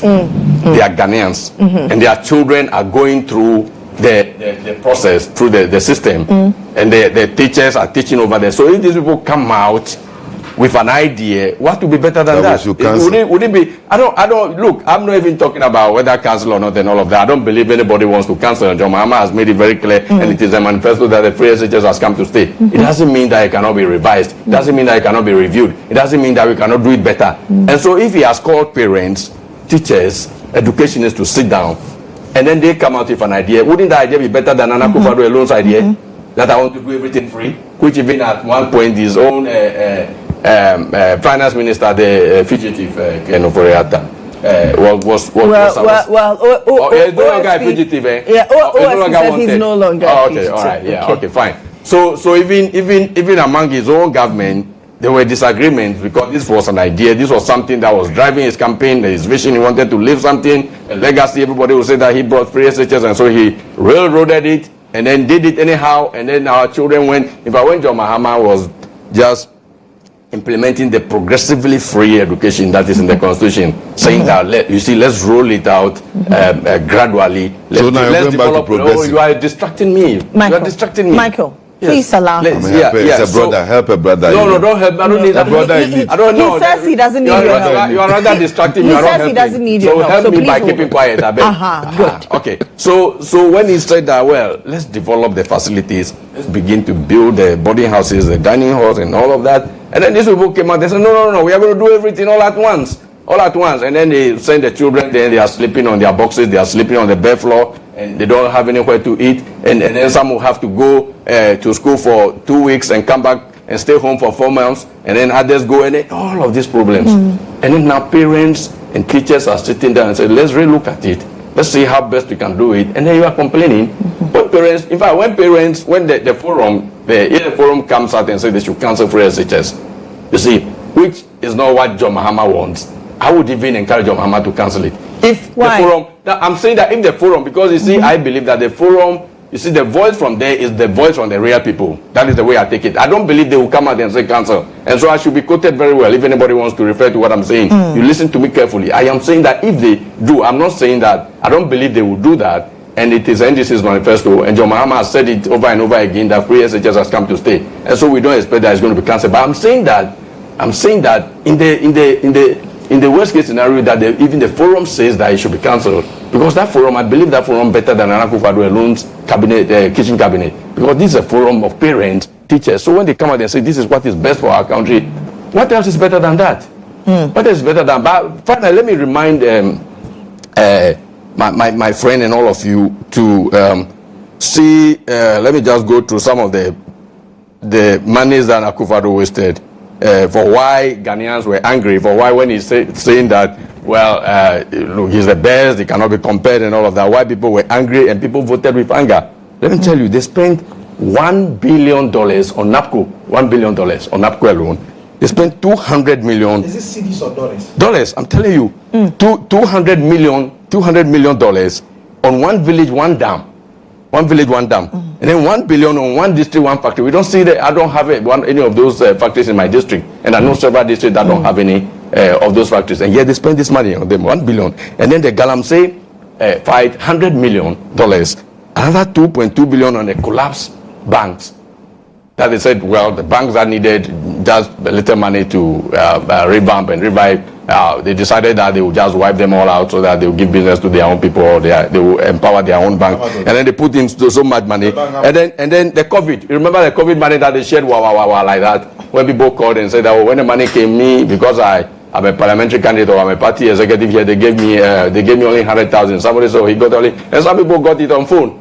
During the 2020 elections, they just told people that if you vote for MPP, bring your names. And they brought their names. And then the people will be there, I got mine, mine is 200. Somebody got 300, 400, 500. All that for votes. They did all of that. They wasted all this money. And we are in so much debt. And that is why they have to do the DDEP. That's why they have to go in for pensioners' money. Because they took so much loan. And anytime they took the loan, there was one person who was benefiting so much, the finance minister. Because his bank was taking so much money. So much money, commission. Anytime they took loan, his cut is going to come. So that we need the loan or not, let's take it, because I'm going to make money for and then he's making money for his family. And you know also about enterprise insurance. They took all enterprise insurance belongs to the finance minister again. So they took all the jobs of the state insurance company and then gave it all to enterprise. So they were making money. They were just making money. Ghanaians saw all of that. Ghanaians were angry. Okay. We're angry. And we'll come to the recruitment. I will explain that also to him. So when they are now shouting on top of their voices saying that look, it was a mess, a complete mess. It was a complete mess. He knows it, and that's why he's just talking about excuses. Those excuses, nobody buys those excuses anymore. All right. Do you have a few rebuttals? I want to quickly move to my next topic. He just quoted some figures, which are all false. You see, which one is there's false? Something called... You give us the alternative figures, though, if you say giving a dog a bad name and hang it. Akufo-Addo has done. If you remember what they did to President Akufo, you know President Akufo does not live in Greater Accra. No. Yes. He lives in Eastern Region. Why? Because of how they attacked when he left. How they attacked President Akufo's administration, his person, to the extent that they told him he's not a guy. So he should move from Accra. If you remember, several press conferences. Who did? Today, President Akufo is held NDC? as a hero by them and by all Ghanaians. I'm saying that what Akufo-Addo has done, yes, even Jesus was crucified. And after his crucifixion, today we are all Christians. Today, we all go to church. After his when he was there, at the time of his death, people said, crucify him, crucify him. Yes, I'm telling you, if you are aware, they have started arresting some of our people, branding them as thieves, branding them, attempting to put in the minds of the people that Akufo-Addo and his people chopped everything, to the extent that they came out with Aura. Aura, they said they are going to reclaim about $22 billion. Quoting figures, and it's the same as he's doing. They've cooked some figures for them, and they'll be mentioning to suggest, yes, they cook some figures for them to be mentioning, to suggest and tell the people, to make at least people think that, hey, Dennis Akufo-Addo, then they chop, but there's nothing. To the one person they said has taken over $2 billion. I said, in Ghana here, somebody has $2 billion. How is it possible? They are lying. There's no truth. The people they are mentioning, you see, they said in the $22 billion retrieval. You see, you are close to the Bank of Ghana here, the new head office. Have you seen it? Yes, I have. That's a huge edifice. 3 structures. They said it's $220 million. They are going to retrieve that. It is in their 20 billion retrieval that they are quoting. 222 million. Just look across that building. It's Rich Hospital. You see it? Just opposite it, Rich Hospital. That cost you and I $400 million. Compare the 2 structures. That NDC built, that rich renovation, 400 million, 400 bed, $400 million. Opposite 220 million. Look at that. That is the highest structure in Accra. Are you aware? But this is hospital. Are you aware? What is inside the hospital? Yes. You know. So compare the two. Who chopped money? And as we go forward, you see the people who are real choppers of. Look at a circle interchange. You know how much it costs you and I? Compare that structure to Pokwasi, and Pokwasi is less than the cost of a circle. And these are the people who are trying to tell people what did they have chopped. For 8 years, you see, we know you. We know what you are capable of doing. That's why the people did not vote for you, but your own people. The people who refused to vote for us, that you are calling ghost voters, they did not vote for you. They refused to go and vote because of certain anger. And they did not vote for you either. Whatever it is, they are still there. They are still watching. And how you have started, the pomposity, the way, your attitude, the way you speak, people are watching. They are not talking. Today, I heard some people want to go on strike. 2 groups. Wait. All right. Let me give him one assurance. I'm giving Ghanaians one assurance. All the people they arrested, none of them will be jailed. Why? Because, and it is a scheme. They will arrest, send you to court on frivolous charges, and then when the judges look and they dismiss the cases, they will come back to tell you and I that the judges are MPP judges. You mark it. That's what they're going. Propaganda. You mark it. It's a scheme that they've designed. Let's arrest them, put them before court. When the court will decide. Is that to say that that's what the NPP also did when it assumed power in 2016? Some people are in jail today. They want to remove them. They want to collect. They have started. The chief clearing agent. They started clearing them. Who is in jail? Your boss, the bank. They was talking about the banking sector cleaner. What's the name of this man? Thompson or something. Oh, okay. He's still in. The SNIT people. Asian. The SNIT people, they are still in. The SNIT case, the SNIT issues. The people are still in. There are several of them. About SNIT, no one has been jailed. Oh. So 2 points quickly. Now it's NDC MPP. When he said the people that are being arrested, nobody would be jailed. I think that our judges should be listening. You see, because people have the suspicion that that NPP, Nana Akufo-Addo's 8 years, they have influenced the judiciary so much that the judiciary is no longer fair and objective. You see, and so when you make comments like this, I want our judges to be listening carefully. That's exactly what they want to do. No, it's not. No, listen. They will come and arrest you. You have stolen this amount. I'm a lawyer. Now you say, I'm a lawyer. But we have to prove. We have and to they won't have any proof. No, you can't. No. Let's and they will come back and say, I told you. If I'm a judge and I'm hearing something like this, I'll be very jittery. I'll be saying, you see, these people, they are against setting us up. So the judges, watch out. Listen to these kind of things. Now, that is one. Then the other thing is that he alleged that the Ridge Hospital $400 million was spent. I'm not too sure on that figure. $400 million. Yeah, by again. Bed hospital. By again. That means each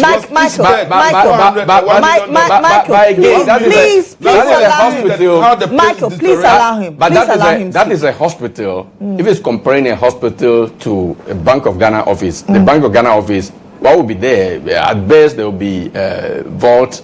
A few vaults and then furniture. When you go to hospital, there are equipment apart from the edifice that you see. The equipment that are in the hospital alone. In fact, the equipment inside there can even be more than the structure that you see. And then he talked about the circle interchange, how much it costs and all of that. But you know what?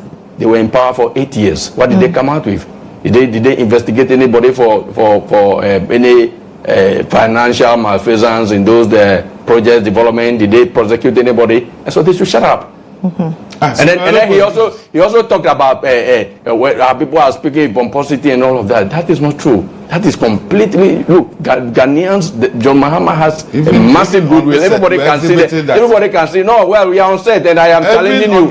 And I'm challenging you, so I have to raise my voice. And then the things that you say that are false, I have to raise my voice and check you. That doesn't mean that our people, when you see our ministers very humble, when you see GHOne Mahama's posturing, myself, my posturing, I'm a very humble, respectful person. But on set, when you are lying, I'll put it to you. That is it. And when they put it, when they put it to you, don't tell people, don't tell. So this government, every minister has a motorcade. You don't know. Oh, it is not true. Look at this. Nobody believes you anymore. If it's not true, the people in town are seeing it. Every minister has a motorcade. Hey, where were these ministers even commissioned? When were they inaugurated for them to have? Don't drive around. I drive around. People drive around. On the contrary, it is not true. All these are false. Let me take a break. Ghanaians don't believe what he's saying. Let me take a break here. When I return, we'll move to other topics shortly.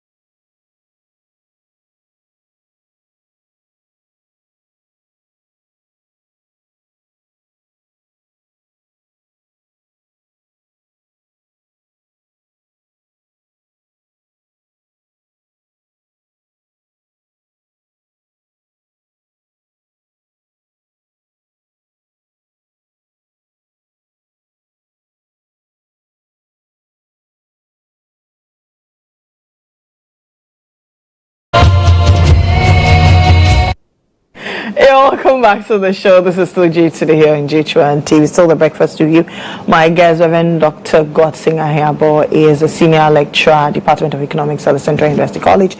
Eric Delali-Alifo is a member of the NDC. I like Delano. Delano. Yes. Delano Alifo. Yes. Okay. Eric Delano Alifo. Delano Alifo is a member of the NDC Communications. That's all team. Dela, right? Yeah, Dela, yeah. But you see, Dela, when you say Dela, most people think it's Delali and all that. And Michael Omario Adie is a former vice chair of the NPP. We've been talking about former President Akufo-Addo's comments in Abuja, Nigeria, where he said what has marred his government's popularity before the just ended election. And Omar, you mentioned a few figures, especially in regards to rich. I was quietly doing a few checks, and the cost is actually 250 million, and not the 400 that you're mentioning. 250 million what? Dollars. That project was quoted. You know why I was looking at it? It was quoted in euros. Mm-hmm. That project, and when you convert to dollar, so I mean, go to the site again. No, I checked. I checked with the Ministry of Health. What about the second entity? Come again. What about the second entity? That I'll have to cross-check. But let's move on and do other. When you convert from euro, because it was an euro project, euro loan. When you convert to dollar, that's what I did. Then. And you got $400 million. It was about 400. 400 million. It was an Exim Bank loan facility. $400 for 400-bed hospital. It was an Exim loan facility. Okay, even if you are saying it's 200 what? 50. Excuse me. Let's keep the dollar. Let's keep. Yes, that's what I'm saying. Euro. But if you convert the euro to dollar, you get but more. we shouldn't. That's official figure. We shouldn't be contesting that anymore. No. And everybody listening can check. Again, let's remember that the Bank of Ghana building is hitting around 300 million now. It's about 280. You see, I keep saying so they will keep padding the more than figures. even what was spent. They will pad the figures to make people think. Okay, gentlemen. Let's talk about a weekend of detainment and calls by the NIB. The NPP is calling on its supporters to support the Bono Regional Chair, Bronye, who's been requested to appear before the NIB over comments he made, corruption allegations he made against President Mahama. We also heard that a former education minister... What did he say, Abroja? Okay, I have a copy of the letter. I can quickly read it out to you. The letter reads, "Dear Sir, invitation." Kwame Bafuboni, Bono Regional Chair, New Patriotic Party, says, "I have been instructed by Director of Investigation of the National Intelligence Bureau, the NIB, to invite you to meet him on Wednesday, 26th of February, 2025 at 1,000 hours at Kalkudi in the Greater Accra region to assist the Bureau to investigate allegations you leveled against His Excellency President John Dramani Mahama. In the said allegations you leveled during an interview on Movement in the Morning, a breakfast show on Movement TV hosted by Kwekuderu, you, Kwame Bafo Abronya, I beg your pardon, alleged that President John Dramani Mahama is holding 550 million Ghana cedis intended for the dismissed appointees at the Jubilee House. He further accused the administration of corruption in the recruitment and revocation process. So that's also the letter. For those of you who are watching, that's excerpts of the letter. Abronya being the whistleblower. You don't remember Ora? What was they supposed to do? They were gathering information. From the general public. Abronya volunteers information. So why didn't he volunteer that information? Volunteers information. Where was he going to? Abronya can Abronya have access to Ora? Why can't he? Is he not Ghanaian? Where are they? Well, do you know the office? I don't know. Ghanaian. No, but I mean, you know members. Don't we all know members of the Ora? So Abronya volunteers information that this is what is going on, and he then becomes. But if you are volunteering information, you can go to the police. You can go anywhere. There are so many agencies. You can even go to walk into the office of the special prosecutor. In today's state, the police in today's, as we see, can go and call Mr. Mahama, bro, come and answer this because somebody has said. No, but you said he has information. He could have gone to the police or any other. And he's put it out there. Now he's now being invited by the exactly. Come and substantiate your claims. Don't you think? So all the people who submitted or presented information to ORA have they all been called or invited by the National Security? National Investigations. Have they been invited? to come and substantiate. National intelligence. You see, those people, these things, well, if you think that's what you need to do, if you think that's what will help your government, if you think that is what will make NDC stronger, look like a monster, keep doing it. Invite us all, arrest us all, put us all in jail. One day, you will go. Ghana, what I have observed, what I know, what I have seen,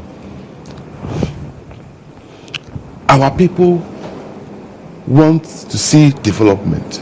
They need improvement. You made this allegation that people are stolen. Now, all the people you are arresting now, not a single one of the people you alleged when you were in position have been invited. You know why? They can't find anything. They can't see anything. The ORA, I don't know if you have seen their report, that they are going to take, they retrieve 22 billion. Where? The Bank of Ghana building. They said 22 million, 22 and 20 million was used. They are going to retrieve that money from the governor.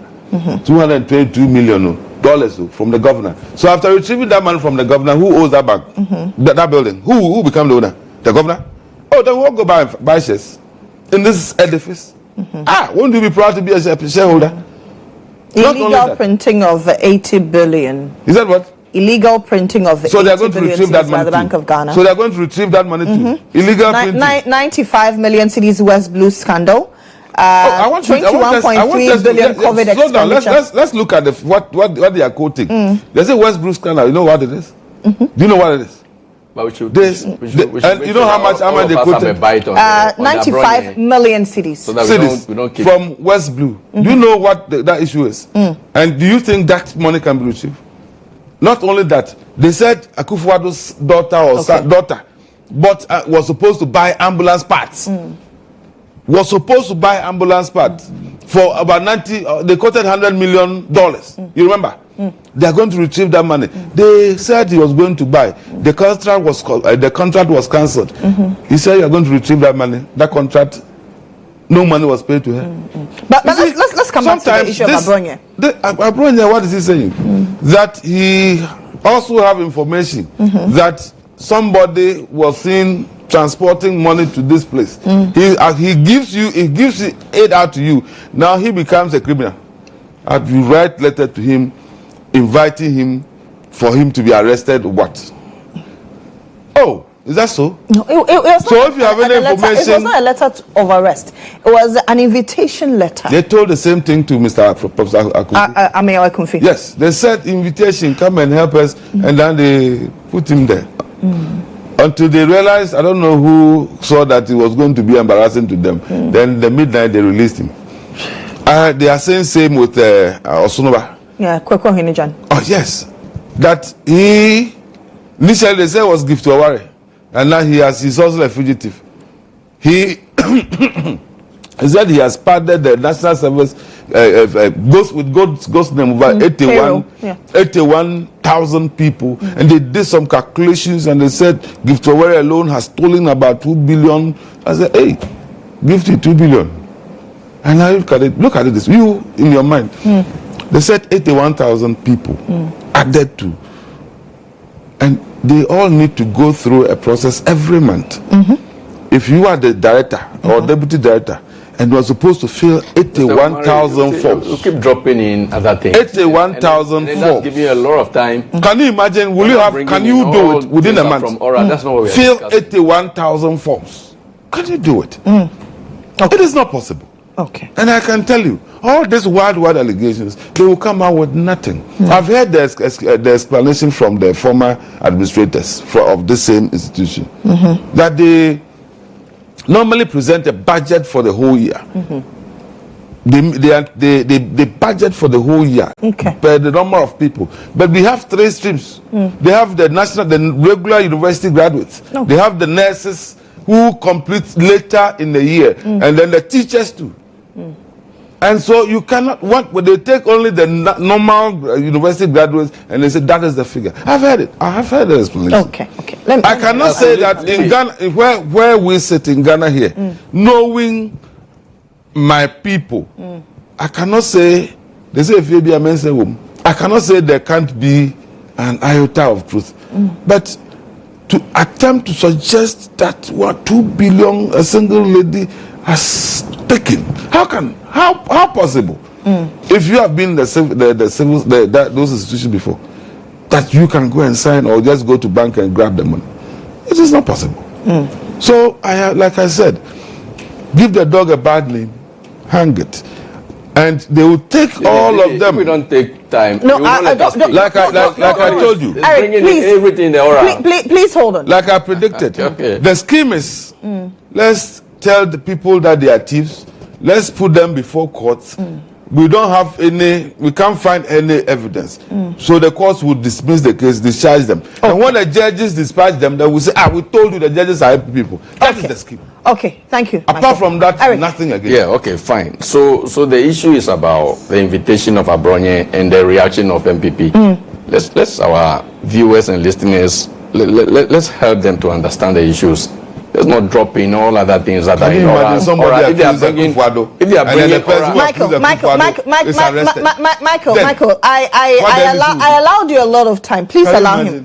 If we want to discuss oral's report, we can bring the report here. We can all prepare for that and come and discuss. So if he's dropping in all of these things that we have not prepared for, look, the point is Afadjato's comments, the invitation, and the reaction of the MPP. Now let me explain. Let me explain. First of all, when you make an allegation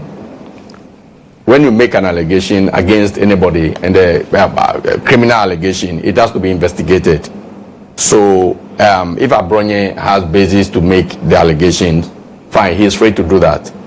Now, if he makes the allegation, it has to be investigated, and so the investigative body, the NIB now, also has every right to invite him.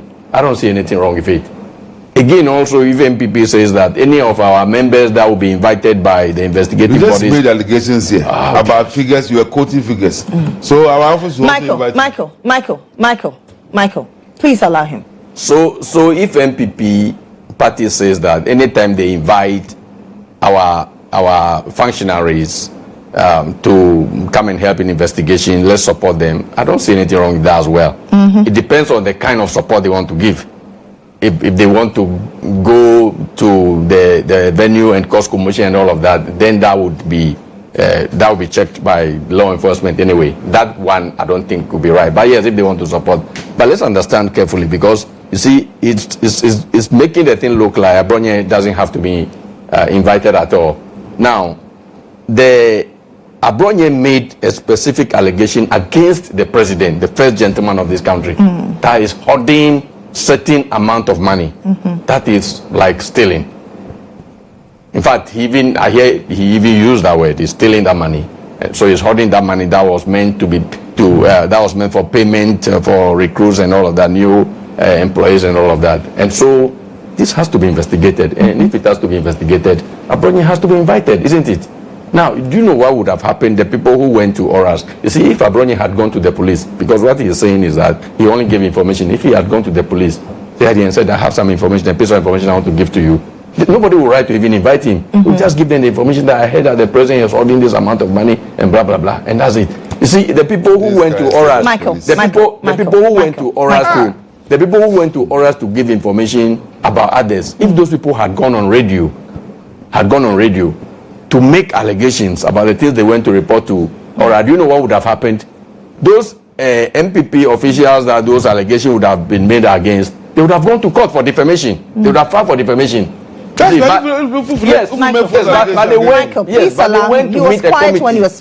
they went to meet a committee quietly and give information to them. So if Afadjato had gone to meet the police or wherever, even oral, to give the information, that information will be followed. They will pursue it and investigate. But he went on radio in his usual, he is talking about arrogance and all that. We all know Afadjato, blah, blah, blah, blah, blah. And then accuse the president he's holding this amount of money. And you think he shouldn't be invited? It is proper that they should invite him. And they only invite him because this is allegation of thievery against the president, the first gentleman of the land. So it is not just any allegation, and it was made on radio. It's public. It's published to the whole world that President Mahama is holding that amount of money, and so he's invited. He should go. If MPP people want to support him, they have every right to support. The kind of support they should provide, they should watch it and make sure that they don't cross the boundaries. That's all. I'm telling you. Doc. If Michael, truly, Michael, oh. Michael, you had a long time. Yeah. Eric has been very brief, so please allow others to speak. Thank you. So I think that the politicians, both MPP and NDC, this invitation thing, they have been doing it. We even heard the Attorney General say that they barge into his house. That one not an invitation. The General Apostle says they barge into his house, they seize his phone. So they all have been doing this. So when they invite you, I think it's a more polite way that come. So this thing is something the MPP does, NDC does. So when they invite you, just go and say what you know. If you're able to prove, fine, if you're unable to prove, because there's freedom of speech, but you must be guided as to what you should say. It's not because there's freedom of speech, you can say anything at all and go scot-free. You must be minded in terms of what you say.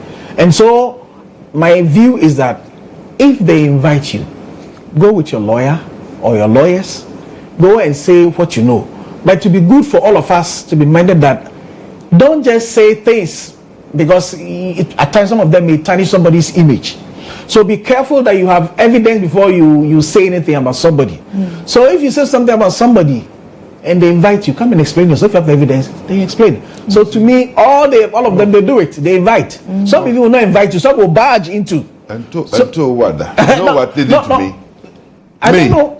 They raided my house with about 20 people with police that have stolen government vehicles. So to me, took my car away. That's what Later, it turned out that the car I bought myself, Lexus. And you see, Those things are not good. now in my neighborhood, everybody sees me as different. And when I returned the car, nobody saw it. And they didn't come with it. That we have returned the car. Everybody think I'm a thief. When I'm going around, you see people looking at me. And so what I'm saying is those things are not good.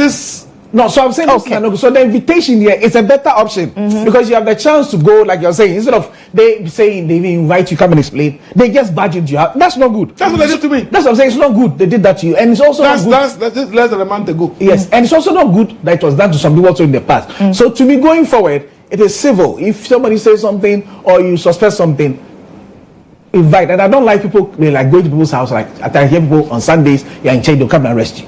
Invite the person on a weekday. Give the person ample time to come to the lawyers. If it is not true, it will be discovered. Do you know how they arrested Osnuba? Tatu Chikata was arrested in church. They didn't pursue him to church. That's what I'm saying. That so all of them, they do it. But I think that going forward, let's be a civilized nation. I thought we're resetting so that these things don't. Yes, so that's what I'm saying. The reset has rather become. Yes, what I'm saying is that let's now do the right thing.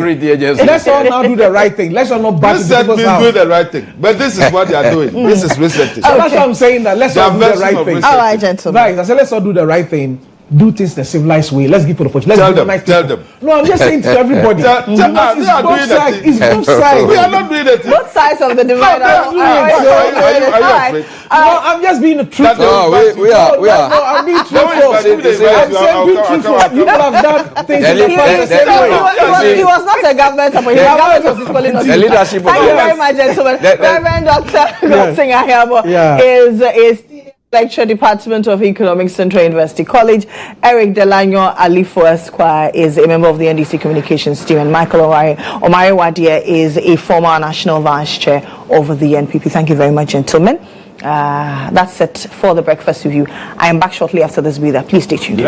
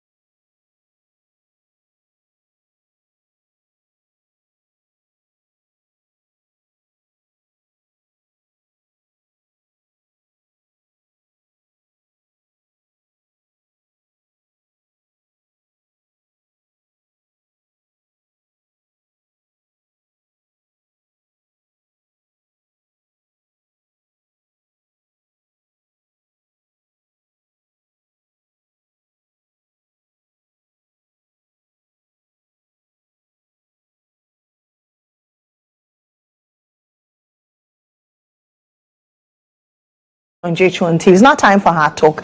And on the hot seat today is the Member of Parliament for Afadjato South, Frank Afriyie. He's a first-timer in Parliament, so we'll talk about him coming into Parliament, what were his expectations, and have those expectations been lived, even though it's early days yet, the issues that have come up in Parliament and what his thoughts are. Good morning to you, sir. Good morning, my dear. How are you? I'm great, by the grace of God. We thank God. Good to see you. Sure, good to see you too. How is Parliament treating you? Well, first off, let me thank you exceedingly for granting me this treasured space. And then with your leave, thank the good people of Afadjato South, the chief, the people, the men and women, the youth groups, all those who have canvassed for vote for me. It's been a hard battle, not an easy walk in the park, but we are grateful to God, and I thank them so much. Well, back to Parliament. As I said, the struggle has been tough for well over 18 to 20 years. Oh, really? I've been within this space, but behind the scene, working all the way from the grassroots to the top. The top in Afadjato South by serving as the constituency chairman of the party. And so it is the case that I know the constituency extremely well, and I was very confident I was going to win. And so at a certain point in time, I got into the mood of Parliament in order to represent the good people of Afadjato South and to build upon what my predecessors have done. And then so that has been the case. And so far, I think that it's been an exciting experience in Parliament. I am not disappointed in any way. It's daunting, it's challenging, but the first survived difficult moment. I have had a training from my secondary school, Bishop Eman Secondary School, where we embrace industry, we embrace relentless sacrifice. We believe that the God factor is important. However, you need to work extremely hard. And so my few days in Parliament has been a matter of working hard in order to give Afadjato South a place within the public space. We are talking about 275 member chamber, and definitely you ought to assert yourself diligently in order to raise the banner of your constituency. And that is what I've been doing so far. In going into this election, you're going against a two-time incumbent. I mean, you were constituency chairman. Was it a hard arduous task for you? Indeed, it's been extremely hard and quite unpredictable. Sir John once said, fear delegates. Your fate, when you are in a contest such as internal party primaries, your fate lies largely in the hands of the delegate. And sometimes you cannot read their mind. Every candidate aspirant goes to them, they nod, they tell you they'll vote for you. And so you do not really know who they are fooling and who they mean well to. But I think that for me, I had a certain trump card going into the race. Which was? I think for 15 solid years, I have given my all to them. Okay. It's been a relentless moment of sacrifice. Every bit of assistance that I have to marshal to come to their aid in terms of excitement during moments of grief, I've been there for them. And indeed, I've got the architecture of the constituency right in my palm. And sometimes psychologically you are able to read the mind of these people. So having lived with them over the years, having shared their moment of grief and excitement, I knew, even though it was a race against an incumbent who was more resourceful, but I knew I was going to win. And not just a win, but I targeted a massive win, because all along behind the scene, it is the case that my campaign was driven by science as well. Consistent research, service, here and there. We have 11 traditional areas in Afadjato South. And so my predictions came true. What we're going to pull traditional area by traditional area exactly manifested on the D-Day. And so we couldn't even rejoice that much because we got straight into the mood of service. Got straight into the mood of putting Afadjato right at this, treasure space within the political map of Ghana. That is our aim. That is our objective. And I think with the grace of God, we are really going to achieve it. Within Volta region, there are certain constituencies where you may not necessarily bother yourself with who the MP is, but you have heard several times about the constituency. You talk about Northtown, you talk about Adaklu. Look, I really want Afadjato to be on the lips of people. Well, Afadjato is, especially when you talk about natural resources, you talk about the Afadja mountain, right? Yeah, so a lot of people have heard Afadjato as a mountain, right? Afadja as a mountain, but they do not really know the ins and outs of that particular constituency. I have a picture here which talks about the various resources in... I see snake. Okay, so this is a waterfall, right? Sure, Tagbo Waterfalls. Okay, which is located? It is located at Liatiwote, the exact village where we have the mountain Afadja or Afadjato. The Afadjato, in English, you call it Mountain Afadja. The name is Afadja. In Ewe, when you say To, one of the meaning is mountain. To can also be maybe your ear. To can also be your in-law, depending on how you pronounce it. So in this context, Afadjato means mountain Afadja. And so in that particular special village called Liatiwote, we have the Tabo Falls and we have mountain Afadja. Then fast forward, you go to Afadjato, which is one of the most resourceful traditional areas in Afadjato South. And then you have the Monkey Sanctuary. In fact, it's exciting. It's an exciting place. It's a place that you should, very soon consider visiting. That is where the monkey is on the shoulders of the caretaker.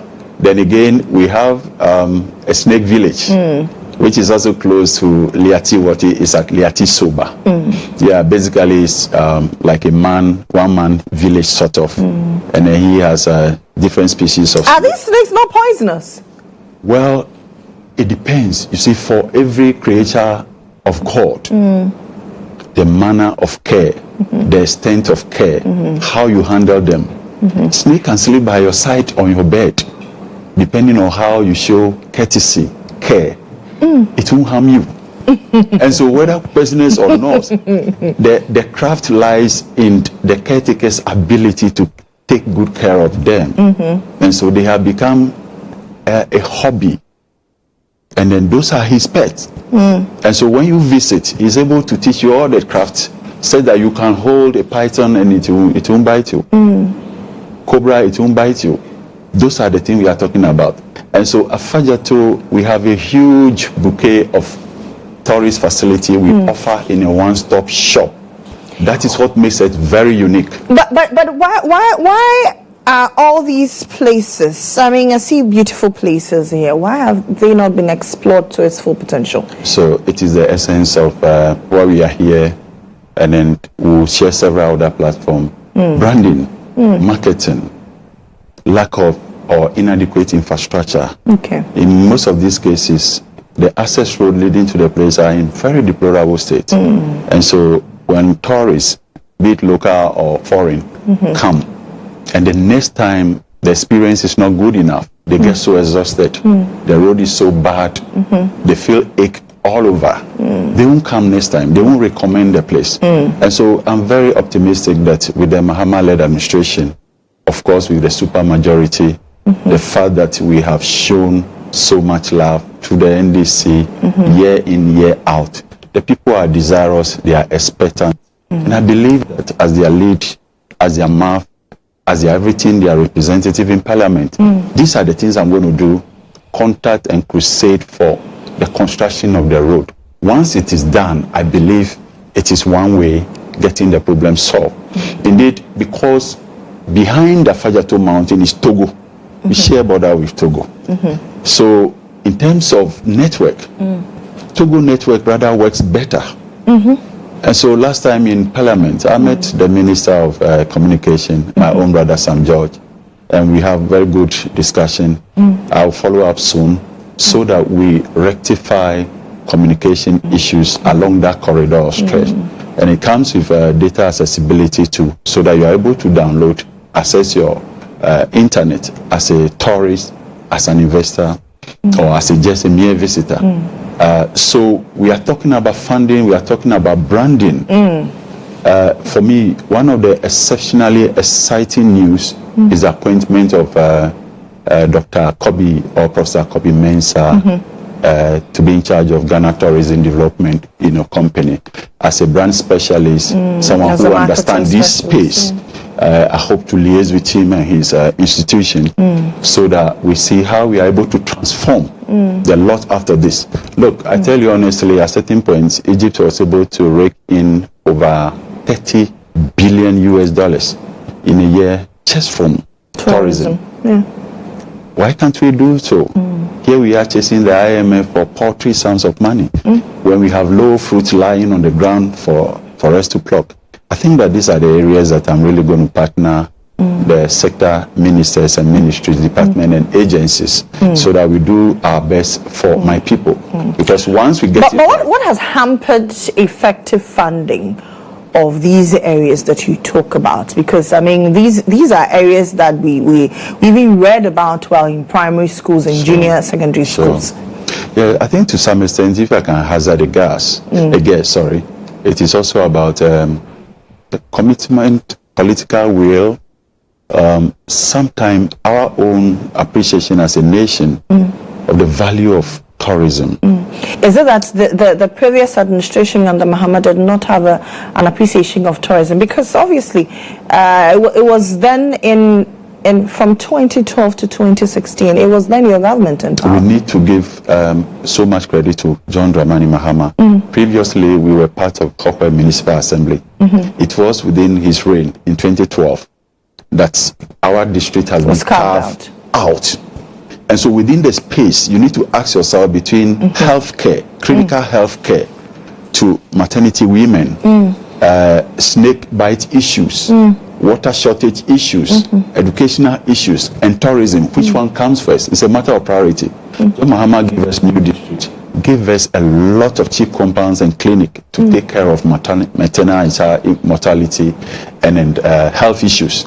And then fast forward, provision of potable drinking water and all this. Whilst at that, we do not have the funding to face all other sectors, including tourism, if you really want to prioritize. And so it was the case that we lost power in 2016 and a new government came. Ordinarily, one expects that they will come and build on the foundation that has been established by the John Mahama administration. But that has not been the case. Very disappointing. But I believe strongly that this is a baby of John Mahama and the NDC government, having established the district. We will not leave it low-lying. We will not leave it idle.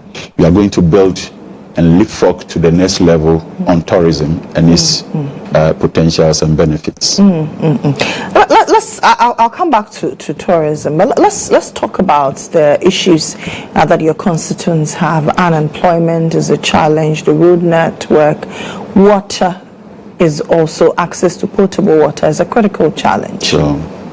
What are your priorities in tackling these things? I know that is not your mandate as a member of parliament. I think you have introduced a very exciting dynamics. I recall during our orientation, the learned and respected legislator Muntaka Mohammed, Honorable. Yes, he took us to a section. Then basically he drew a parity between what traditionally constitutes an MP's mandate, obligation or mandate. And so it is the case that if you go to the constitutional provision, Article 47(1), it's about representation role. Article 103, Clause 3, it's about oversight. Then, of course, our legislative mandate lies in Article 93(2). But you see, for your constituents, those are not the very reason they've sent you to Parliament. Why did they send you to Parliament? Someone got arrested on Okada and he thinks that he's voted for an MP. And so the MP's core mandate must be how to rescue or bail him from the police. You are sick on admission at the hospital, and you cannot pay your hospital bill, your MP must pay. That is the harsh reality of our people. Is it not, sorry to cut in, but is it not because these MPs have also taken advantage, you MPs, because I'm not an MP, you MPs have also taken advantage of the propagation of your message and telling the constituents what they should expect, contrary to what you are supposed to do? No, of course, I won't fault you. And I think that is really the case. During the contest, we are bound to make all kind of promises. And of course, look, the reality is that no one takes delight in begging. Our constituent, especially my constituents in Afadjato, they are hardworking people, people of integrity. So they are not excited to hold cap in hand and be begging for crumbs. No, it's not the case. But so it's about the glass being half full or half empty. We have a responsibility as the political class to come up with policies that will inure to the benefit of the people, that will ameliorate their hardship and suffering, that will eliminate poverty and hardship in the midst of plenty.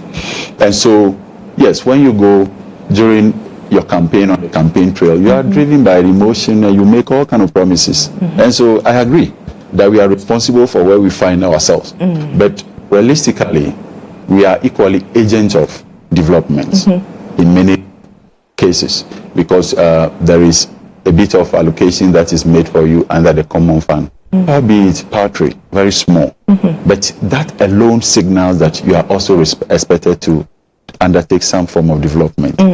So it is about priority, how you channel it judiciously, and then you must have empathy in such a way that you do not sit on the little that is meant to benefit the people. And so on the campaign trail, I have been aware of the issues, having served as chairman.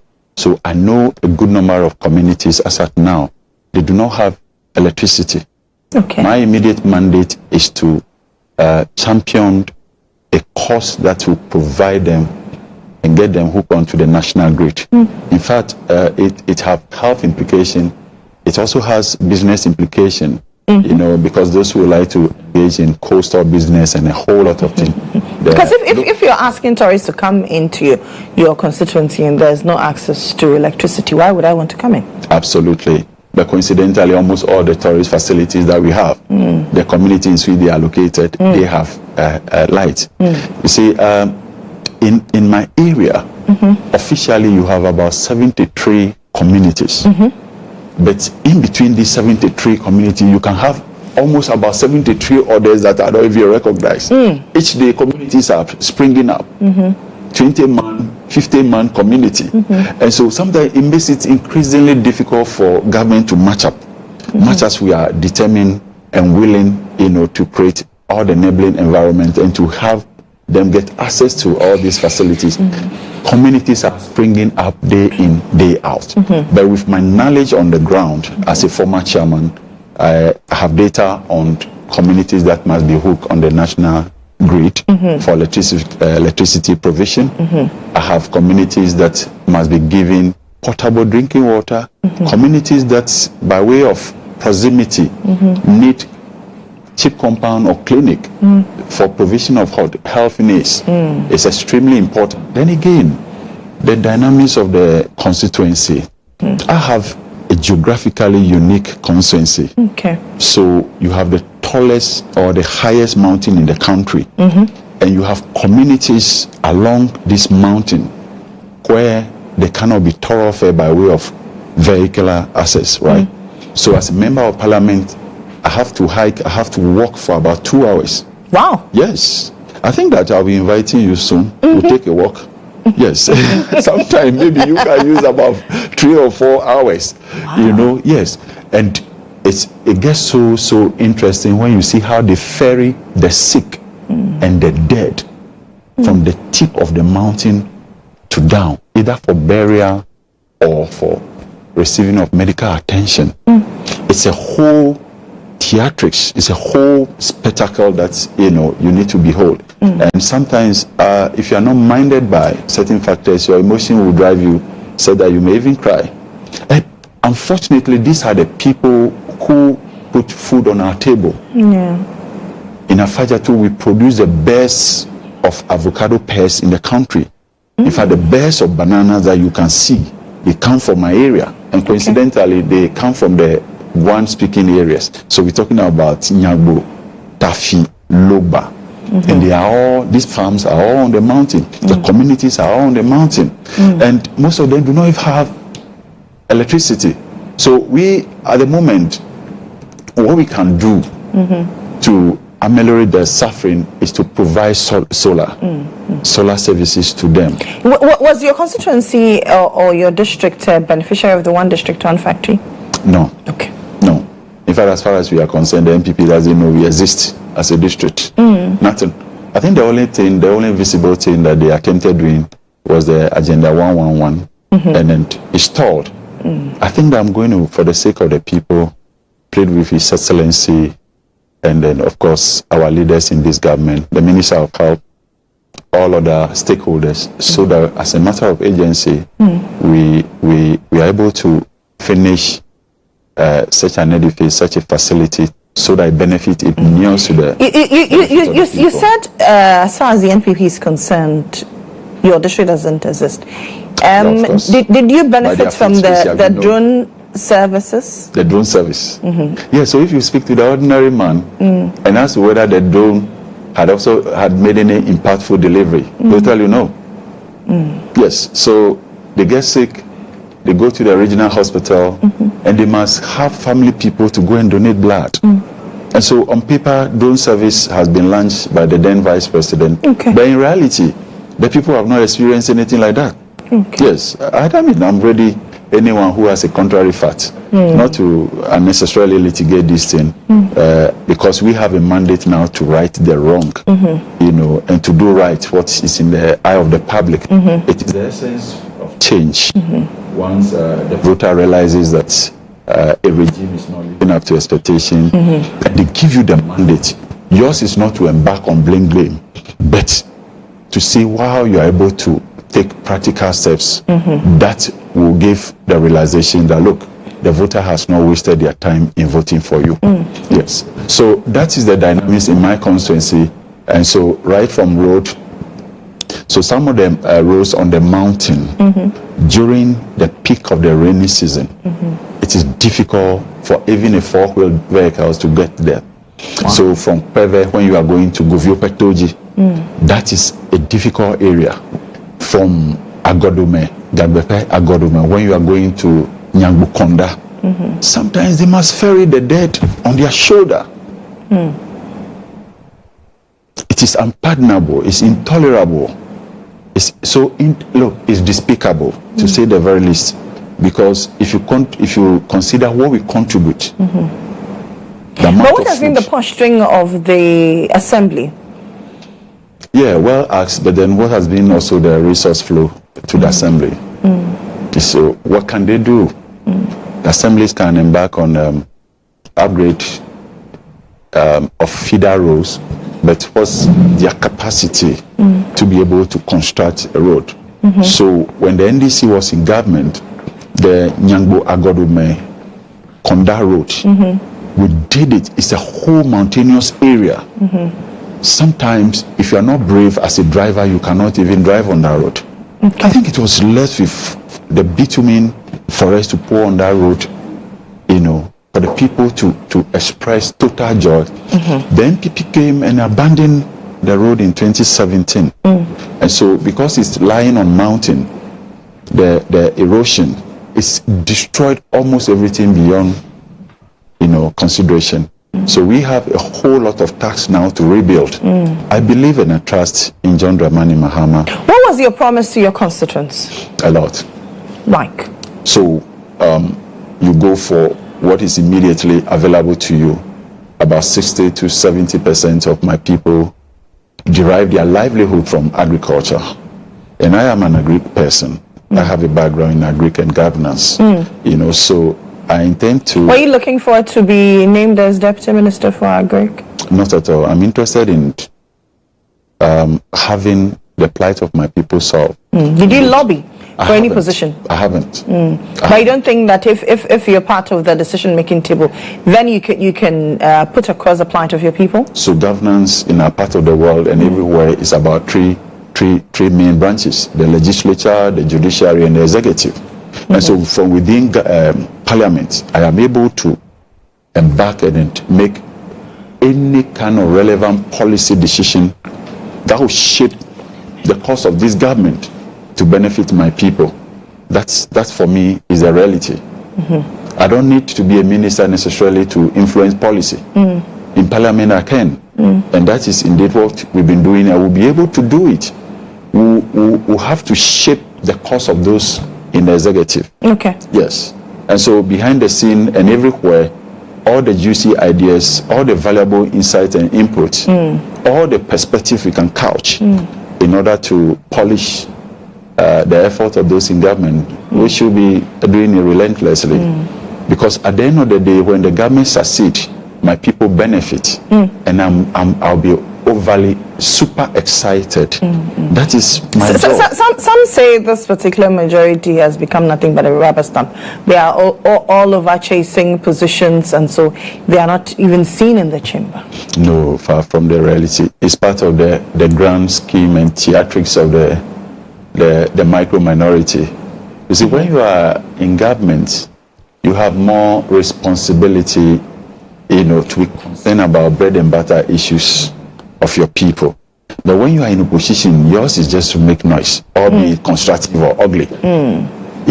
So even on a typical Friday, where MPs from very remote constituencies are supposed to drive several hours, 7 hours.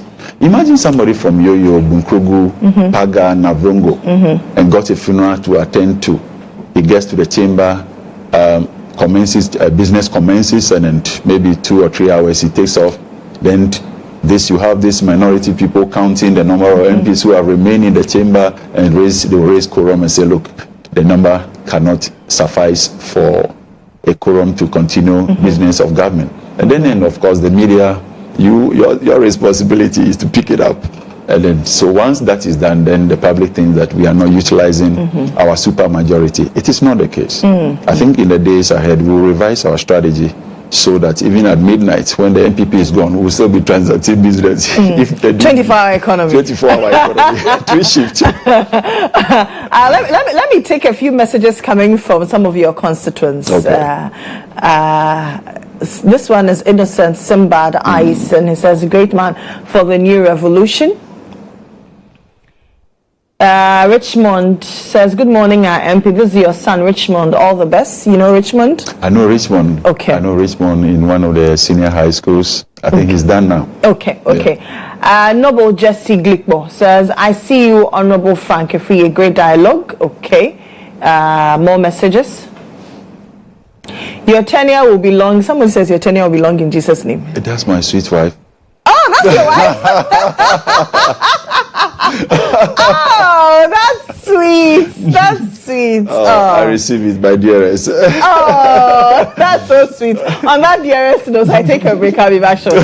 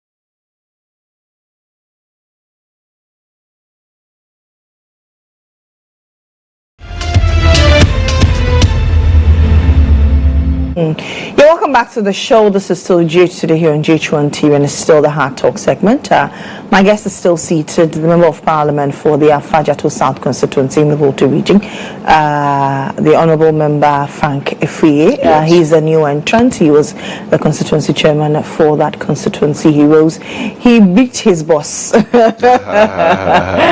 then took over the reins of the Afadjato South constituency. He's spelled out his vision for the constituency, how he wants to make the constituency look, especially in the area of tourism and the access to road network in that area. But we're talking about Parliament.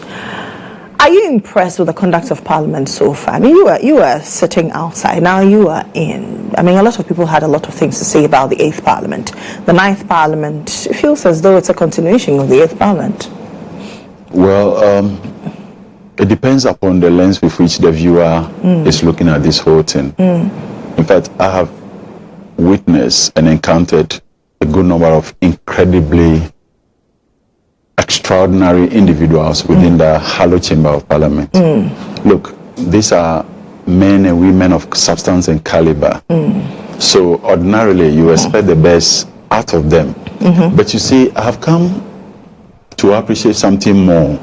That is, when you group human beings together, it really doesn't matter who they are. If you like, with the greatest respect, put all pastors together and send all of them to the classroom and then subject them to a bit of condition, depending on the extent or gravity of that emotional condition, you get varied reactions.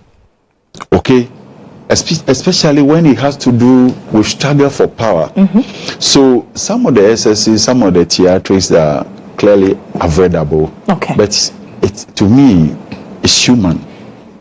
Just that we must be minded of the kind of image, respect that we are expected to command from the populace. I think that it's extremely important that we appreciate the unique position we occupy, because of all the over 120 Afadjato citizens, I couldn't be the best, not in intellect, not in any way, but then I'm privileged enough to be their representative. So the office you occupy alone must urge you to go for super excellence, if there is something like that. And so for me, even in a moment of emotions, I try to self-regulate. I try to ask and remind myself that, look, there are people who are looking up to you. There are younger ones who are students, future leaders in every respect, future teachers, medicine, doctors, future MPs, and the rest. And so we are indeed role models. The title we enjoy, in a day, when you get to the office, wherever people address you honorable, that honorability ought to reflect.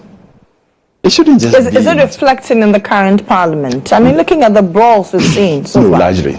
Largely it is. I think that regrettable, isolated incident, but that cannot constitute the norm. That cannot. And especially so when you have a super fantastic individual as the speaker. This is somebody who has risen from the very low to the highest point. And indeed, he's a role model to most of us. He's cheap. His types are not very common. You are sometimes tempted to liken him to mortals, extra mortals. Really? Okay. Oh yes. Oh yes.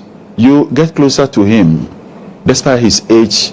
The next moment he meets you, he mentions you by your name, and he recalls everything. I recall the few days of orientation. The opening day, he was there.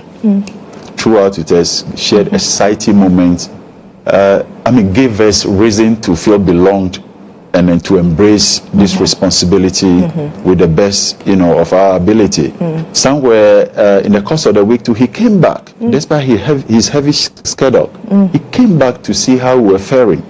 In fact, whether we were being taken good care of, whether patronage was okay, he came to assess that. And on the last day, he came to, I told myself, look, we the new MPs are close to 100. We are many. What can I do to capture the attention of this man? And I said, look, I must look for an opportunity to ask some extraordinary question, a question that is not normal, So the last day after everything, we were told only 2 people could ask questions. Fortunately, I was seated in front. So I was appointed alongside one other lady. Then, all of a sudden, some colleagues of mine said, no. They should rather give an opportunity to another colleague MP of mine. He likes engaging in lots of humorous, issues. Anytime he speaks, the whole class, in quote, we go into very ecstatic mood. Right. But I took the opportunity to ask the question. Okay. And he answered brilliantly. 2 days later, I went to his senior aide, his chief of staff, Honorable Akufo-Addo. That, Honorable, I would like to see Speaker and then to officially announce my presence. And I was fortunate. He escorted me. When we got there, this man had a whole bookshelf long enough to be the nation's library. And he stood and he was scanning through. Okay. So I asked myself, at his age, with all his wealth of knowledge, he was still seeking more. Okay. Looking and selecting a book to read. And so when we got there, humbly, as usual of him, he asked how I was doing. Then Honorable Akufo-Addo, I said, right, Honorable Speaker, do you know him? He said, is he not my attention-seeking MP from Afadjato? well, we hope that the attention you sought from the Speaker will speak volumes, especially in the chamber. Absolutely. That you project your constituency and then get the needed help that they need for development for the area. We thank you for coming. Thank you so much. The Honourable Member for the Afadjato South Constituency, Afadjato. This has been Hard Talk, and this has been GH today. Let me do some birthdays now. The men who are always making sure that you at home, you get a chance to view us if you're not close to your television screens. He's one of them. Godfred Kunedu-Yadom, he is a streamer and video editor here at the EIB network. We appreciate you so much. Happy birthday, Godfred.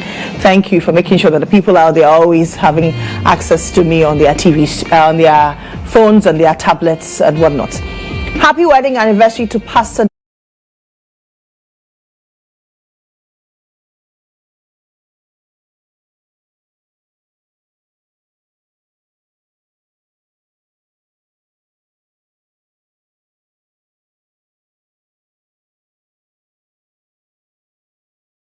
Happy birthday, Mrs. Osea Koto from Charlotte Frimpong-Manso in Birmingham. Happy birthday to you.